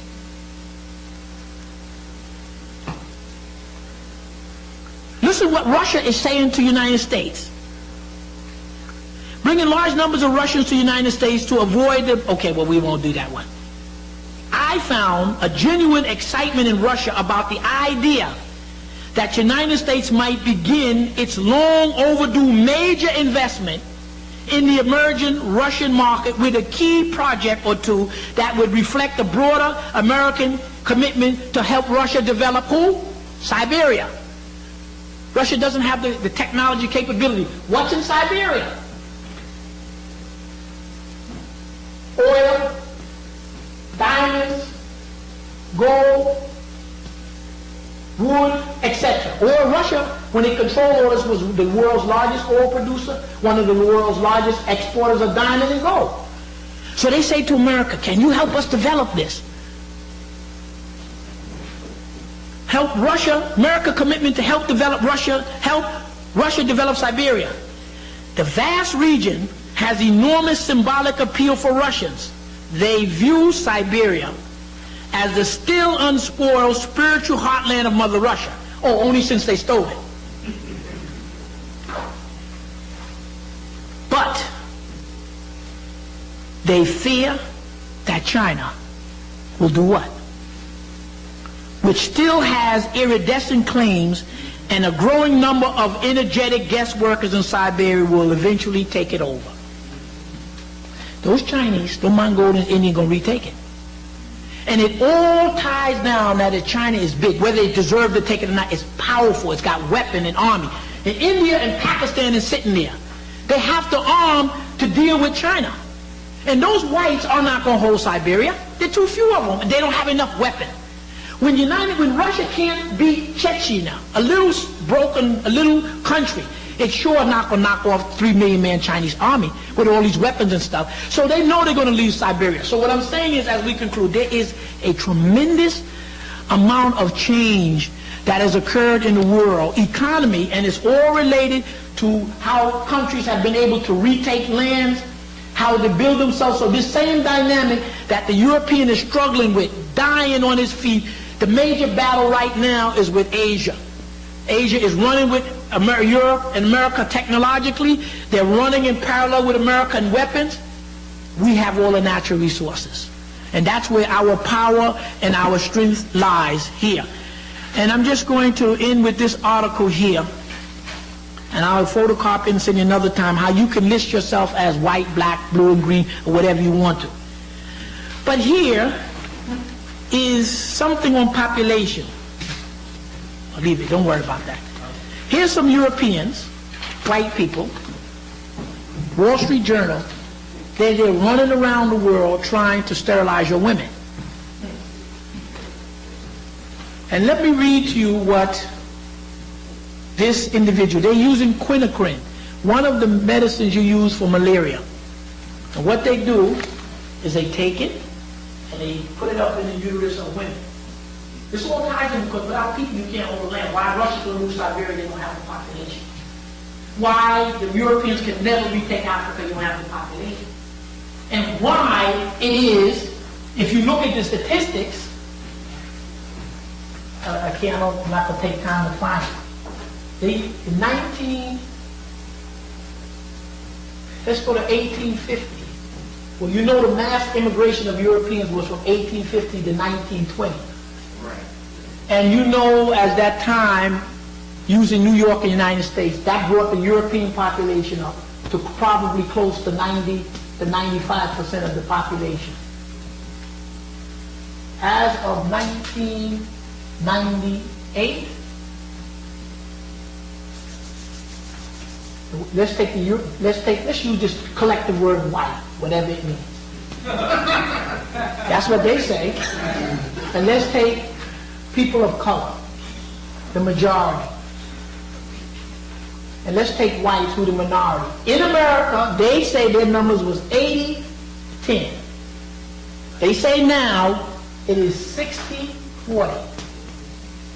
And another 50, 60 years, it's going to be 40-60. Now, then you begin to understand, as you'll get it later, why they're playing all these games about who is what you could be. Because instead of using the old classification of white, black, blah, blah, blah, I can now say I am a European if somebody light skin is in my family. So I right now can call myself European, I can call myself white, I can call myself African, and I can trade some Indian. But they will decide how they're going to place me. So if you kept the old classification, the number of whites are going to drop. But if you confuse it, they can redo it. So this is what you're looking at. In the backdrop of that, let me just tell you, these two white Americans who are going around the world, how do you knock off the greatest, reduce the population? There are methods. One, you can use normal pad implant, which they're trying to use on our young ladies. but it costs $6.80. Or you can use condoms, $6.48. Or you can use Depo-Provera, which they have, it's an injectable long-term estrogen, the birth control pill, and put it in a dissolvable, in an oil base, you stick it into the muscle and it stays there for 3 months. When we were in the South Pacific, that's what was used extensively on our people and throughout the world, and one of the things we help block. You're looking for a cheap, effective way of stopping black people from populating. You can use an IUD, which is only 4 cents, but if you use the quinacrine tablet for malaria, it's a penny. So that's what you want to do. But you got to be able to stick it up into the female uterus so that it causes a chemical reaction to scar down the fallopian tube. So they're running around in Vietnam, India, Pakistan, Chile, Bangladesh, Indonesia, Costa Rica, China, Iran, Colombia, Venezuela, Romania, Egypt, Croatia, Philippines, Morocco, Malaysia, but not in the United States. Luckily, we got only one African country that allowed us, and that's Egypt. And let us, I'm just going to read you two sentences and we'll complete. There will be, this is what these white people are saying, so that you understand how they view you fellow Americans when you sit with Clinton. Describing quinacrine as an essential to population growth control. They have decided they have to control the population of you black folk, not white. The birth rate of Europeans, all Europeans, is negative.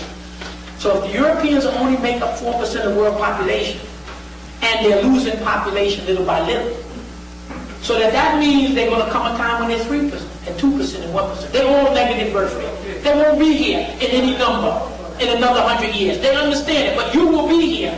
Indians, Africans, Asians, etc. So they're saying they're going to do their part to knock off as many of you as they can. So they're sponsored by the U.S. government and private groups, and it says, according to this, the quinacrine, describing quinacrine as an essential to population growth control, he said, these white men, he sees it as a means of reducing the potential number of immigrants to the United States from developing nations. This explosion in human numbers, which after the year 2060 will come entirely from immigrants and the offspring of immigrants. Ain't gonna be no white folks coming, nor making babies. That's what he say here. 2060, that's no time. These immigrants, you people, will dominate our lives. There will be chaos and anarchy. They can't ride their horses.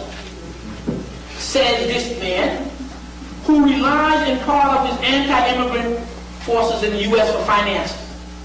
Last sentence.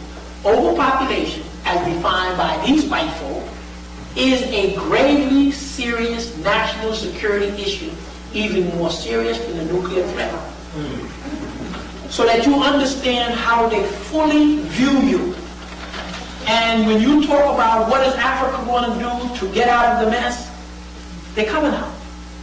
You make your babies, you build your families, you protect yourself, and you don't join the IMF. So we conclude that history.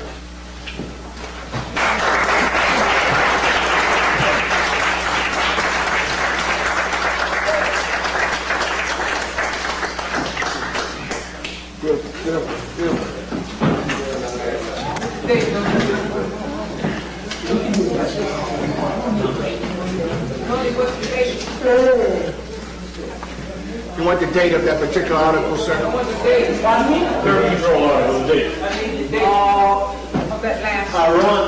Ron, why are you so disruptive? Because he's the man of information. But the brother's coming back. He's leaving. Thank you very much, Doctor.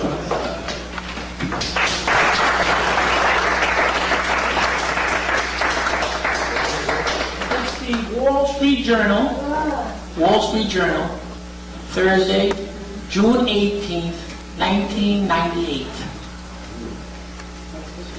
Page 811. Anything else, Ron? Good. Thank you. Let me just make one, I'm going to make one last point and I'm going to the question. You know all the AIDS that's in Africa? I will bring you the next time I come to the print house from the United Nations. and they state that all the predictions, as of 1998, all the predictions that they had about AIDS in the world was wrong. They said in their documents that as of 1998, all of what they told you about AIDS from 1978 was wrong. Now, if they tell you that they were wrong, what makes you believe them now? You know what they said? They admitted. What they did was, they went to a few villages in Senegal, Uganda, and a few. And in those villages, they went to the health care. And they found out that out of there, a large percentage of the people had AIDS. So they assumed that if a large percentage of the, let's say that these villages they went, 20% of the people had AIDS. They then took this 20% that they found in these villages and they used computer extrapolations to then say there must be 20% of the people in Africa who has AIDS. That's how they got their numbers. Pure computer fabrication. They admit that what they now must do is take a wider sample. Okay? Then you ask them, how do you diagnose AIDS? Blood test, right? You got 1 billion people plus in Africa. How many of them you think they did a single blood test? Virtually none. Now, how do you take a continent that have over 1 billion people, conservatively, in New York City? You probably don't have 1% of New York City who have ever had a blood test for AIDS. Now, you mean to tell me that you're going to go from a country like Zaire, which runs from Maine to Florida, one country, from the East Coast to Mississippi, in a dense rainforest, who do you test? Nobody. So they don't do blood tests to test AIDS. But they don't tell you that. Because it comes from a white man in the UN, we believe there's AIDS all over Africa. And then you ask them, how did you get your numbers? Well, we took a sampling from it and we computer extrapolated. Then, as we conclude, you know how they got the numbers? We were told this by some sisters from the UN. When the European countries will give you 50 cents. So we all work in the rural health clinics in Africa. If you report measles, 50 cents. Mumps, 50 cents. Malaria, 50 cents. But every case of AIDS, we give you $15. So what you gonna report? Now, because they're not doing any blood tests, guess what? What do you find? This is how they make the diagnosis of AIDS in Africa. If you walk into the clinic and you have weight loss, poor appetite, and poor appetite and a diarrhea.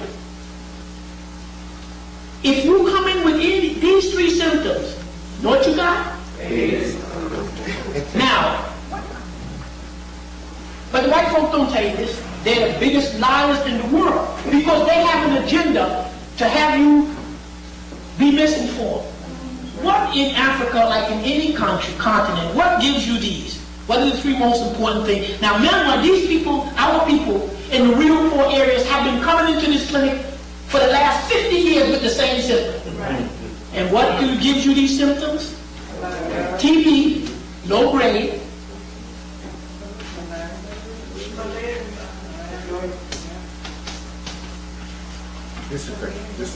dysentery, bad water. So what they do is the people in the rural clinics say, yeah, we got AIDS. We don't have AIDS. They say, if you want these 3 constellations, AIDS. So they reported. So what the Europeans did was, in their sampling, they said, my God, look at the high rate. Now, you go to poor areas of Senegal and Ghana, wherever you may find where the water is poor and the health is down, you know many of the people are going to be sick. But you reported as AIDS, and the Europeans stopped it in, and that's why they took their computer models and then they got these big numbers. And it also works good. You know what they want you to do? They say that with all of this AIDS in Africa, what you African countries must do is you must buy these expensive drugs to stop the spread. So they must first convince you got it, and then hope that you will be stupid enough to buy these medicines that don't work. If you have these things, you will test positive for AIDS. That test that they do for AIDS is called the ELISA test. We've been using that in medicine for the past 30 years. We have been using it to diagnose arthritis and a number of conditions. And what they do is we draw your blood. And you know blood has a cellular component, cells, and it has a liquid, plasma. This liquid has chemicals in it. These chemicals called antibodies. Those chemicals that your body produces to fight off germs, right? Right. They draw your blood, they spin down and take this liquid. They take the liquid and they mix it with a chemical. Boom, positive. What is happening? That the reagent that they use reacts with something in your serum. So with this reagent that we've been using for the past 30 years, now they decide to use it for HIV. When this reagent reacts with your serum, oh, you got a positive exam. You're HIV positive. What they forgot to tell you, conveniently, and I can supply you with the material, is these antibodies that are in your serum, the plasma and the cells, guess what? They're non-specific. Meaning that reagent, what antibodies will react to the reagent?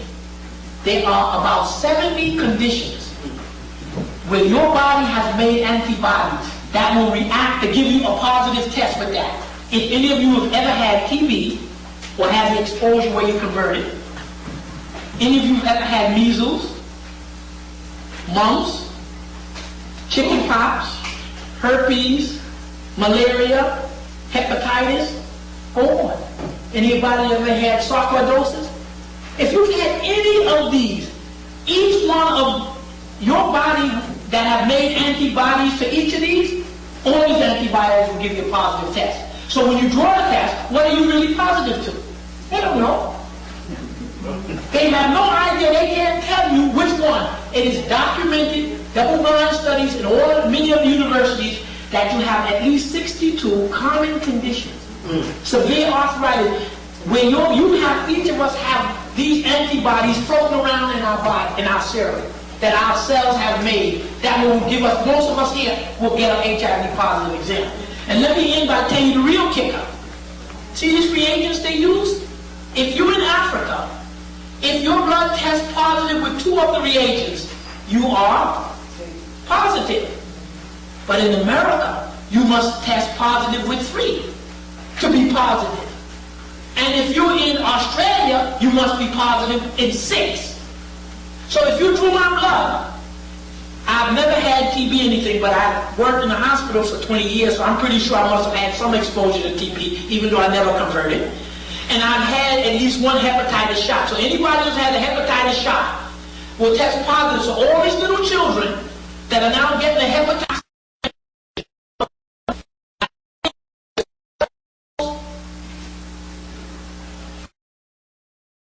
many doctors are asking, give me the sheet that shows the 62 conditions that are giving a false positive. The same thing when you urinate in a cup. You can't be, legally you can't be fined for cocaine, because there are 6 or 7 other drugs or medicine, if you're taking concurrent, will give you a positive test for cocaine. You think these tests are specific, they're very non-specific, but you use them the way you want to use them for your own political way.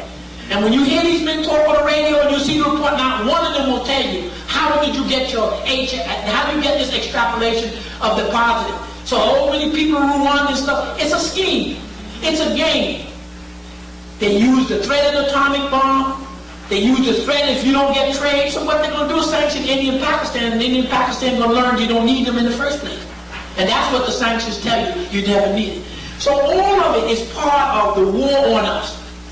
that if you don't know about the satellites and the population, and you don't know about a number of different things, then you can't begin to plan. And that's why it's important to study many of these areas in your study group so that you know how you're going to go about it. It's the same thing with buildings. Chances are they're not going to give you money for houses or buildings or anything because of the pressure of whites coming back in, and they don't want a stabilization. So that means you might say, well, we got to do something to get our own building. So that's what it all boils down to, information, so that you can better protect yourself. And the Africans, as I've indicated before, already said that they're going to have a second Berlin conference to undo the first one. So we're on the road. The future is the continent. Okay? You got to prepare to make some moves there with your children or whatever you're trying to do.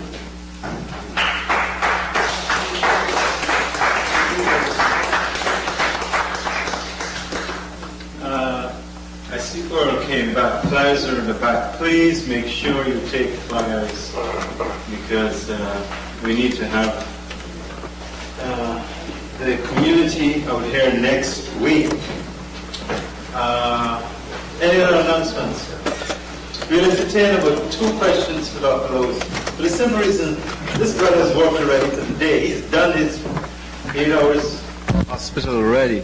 And he came and he made a presentation. As you can see, he prepared for this, didn't he? Yes, he did. Okay.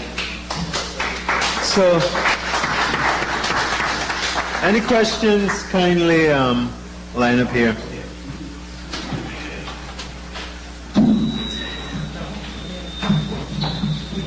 Just clip it. Let me clip that. And we get a customer. Yeah. Dr. Lewis, I've learned a lot from your presentation, and I found it very informative. I'm curious about how do you aware of any political formations going on in the African continent itself to bring about a greater degree of unification than has existed historically? I'm a member of a political organization called the All African People's Revolutionary Party.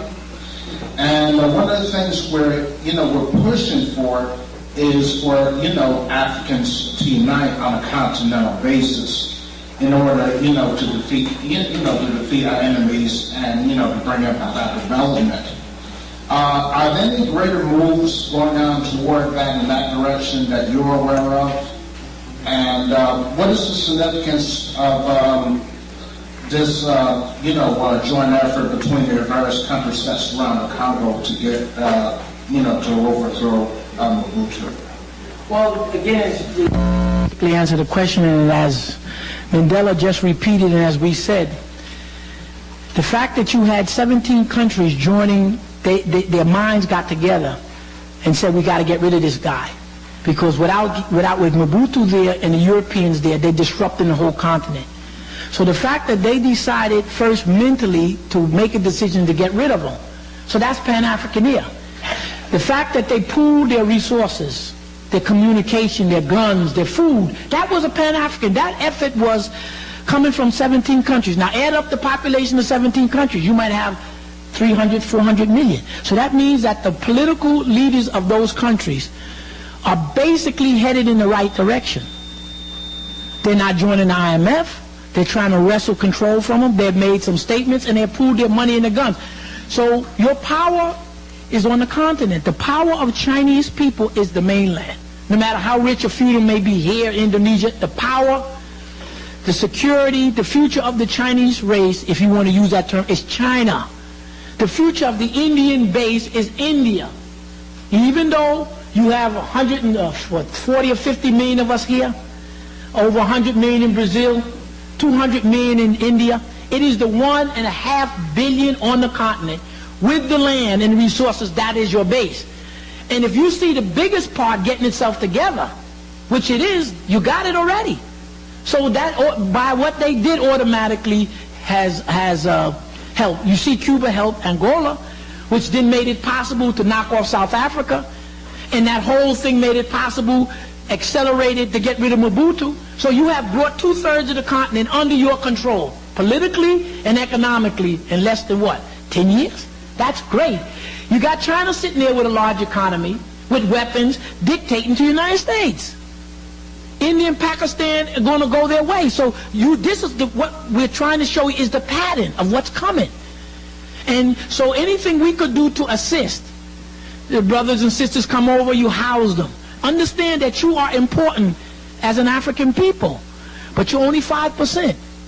And they got all the land. So if you had to kill off all Africans, the one place you can't kill us off is the continent.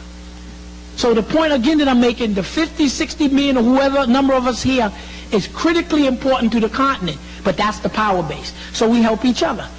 We come, when they come, we help them in schools, we help house them, we send money, some of us who can got to go over, transfer some money, build schools, work with them. We got to rebuild the continent. So the fact that they got the Cuba and Angola, followed by these 17 countries, they already took the continent, 2/3 of the continent. Even though Egypt is a so-called Arab state, 20% of the population is directly a Nubian, and they have a big African university right in the southern part of Egypt, in Aswan area. Why? Because the people running Egypt, even though they may call themselves Arab, understand that university is there to link them to the continent as it develops. You play it both ways.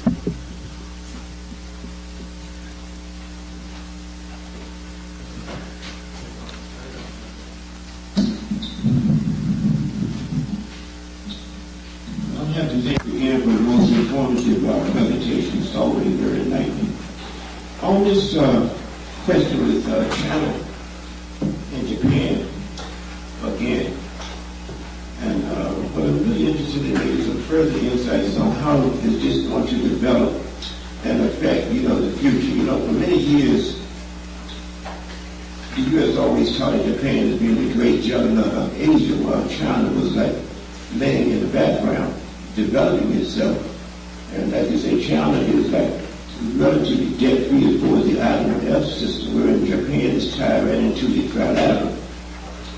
As Asia develops and begin to take off with the rise of China, what do you see Japan may do? I'm sure the Japanese leaders understand what's happening. They have some inkling of what the future holds. How do you think this may eventually play out in the future is what I'm getting at. We can see a greater alliance maybe between China and Japan, more cooperation, in other words, and the other Asian countries. Why not?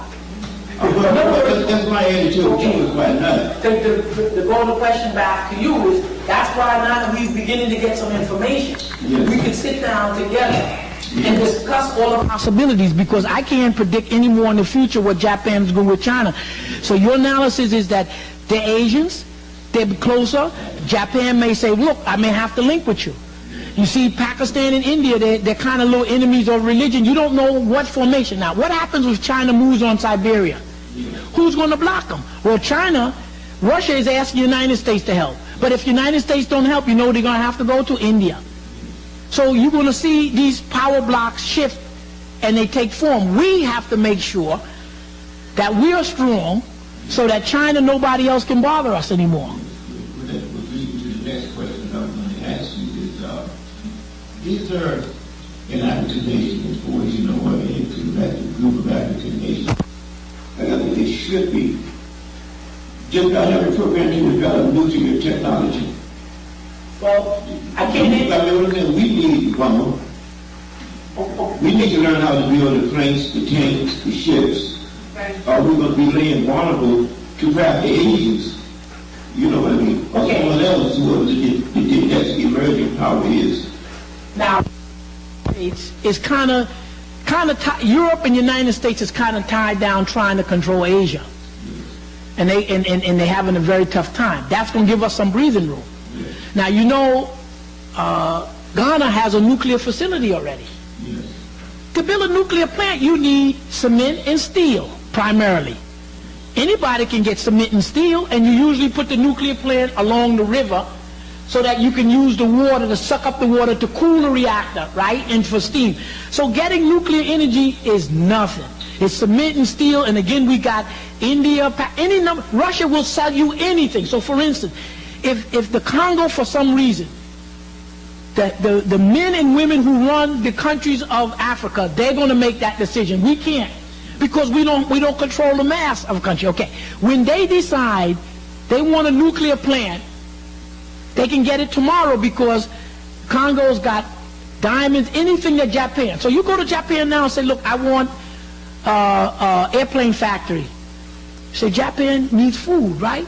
You need oil, you need wood. Why go through the white man? We barter 1-to-1. So you can, overnight, Africa can get whatever it wants, depending upon the leadership of that country. You can get nuclear plants. If Nigeria decided they want a crash program, they could be able to strike the United States in 3 years. They just buy the big rockets from Russia, bring the technicians in, let them work with them. They can buy a couple of bombs from Kurdistan. When Russia broke up, there was about 1,100 atomic weapons that America don't know where it is. Nobody know where they are. Now, you may be able to pick up a few. You can buy the Russian, and then you may have to rent out somebody's satellite. So the point we were making here is that it's whatever you decide that you want to do, or those government. Now, the last time we had, remember we saw Uganda, Rwanda, and the Congo begin to develop their whole road system. So they decided to develop the road system. Once you develop the road system, automatically trade. And you know what's going to happen. Then the roads are going to begin to be linked to all the African countries. So in 50 years, we're going to have an excellent highway. When and if the Africans want nuclear energy bombs, they can get it anytime they want. Anytime. You got nuclear plant in South Africa, 2 or 3 of them. So we already got 4 on the continent. So again, the thing that we have to illustrate here is that we got everything we need, and the most important thing we got is land and people. Okay? And as long as we got land and people, we're okay. And African leaders are thinking the right way. When you see the oust of the Mobutu, when you see them regionalizing the economic bloc, when you see them bringing in road, when Angola keeps 200,000 men under arms, when the United States makes the agreement with Cuba that the Cuban soldiers must leave. So all the Cuban soldiers did was took citizenship and stayed. When the Congo decides to put together a 250,000 man army, when those Africans decide that they got 1 million men under arms, then you know they intend to hold what they got. So we don't have to worry about whether or not, see, you or I don't have to speculate, or the Africans don't know what they're doing, or let Buchanan tell you they know. You fact that they got armies and they're going to arm themselves, and they got modern jets, and that's all. We just watch what they're doing, not what somebody tell us. And we keep looking for articles and traveling to monitor our progress. Now, if Africa is 4 times the size of China, physically, probably 1,000 times richer in everything, and we got more people in China. If China has this power now, can you imagine what the world is going to look like 100 years from now? Africa potentially has greater economic capacity than the rest of the world put together. Okay? There is no, you can't take 4 countries, you can't take, in other words, if I say go around the world and find 4 land masses that equal Africa, 12 million, and see if you have the equivalent number of people or natural resources. You don't have it in the world. No place. Africa has half of all the hydroelectric power. It means half of the electrical capacity of the world is in the continent. So you got you got half of the world's electricity.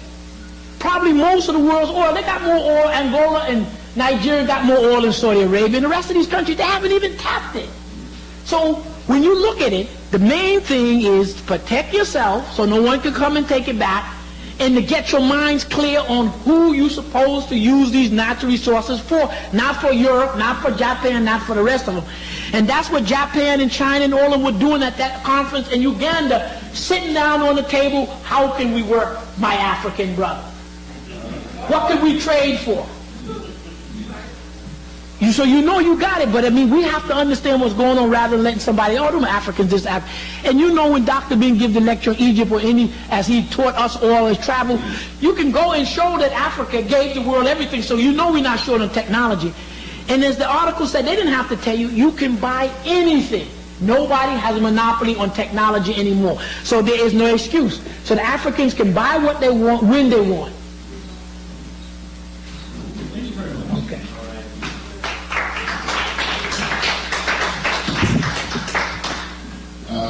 I'd like to ask you, what role do you think Saudi Arabia is going to play? under the circumstances. Okay, you got to look at it a lot of different ways, and it depends. If you want to use the currency the white people use, it's an African country, it's a black country. But right now, they're linked with the United States for some other reason. Saudi Arabia and Kuwait, that oil money that they take out, they primarily invested in Europe and America. So that means that the Asians, nor the Africans are benefiting from that vast oil wealth right now.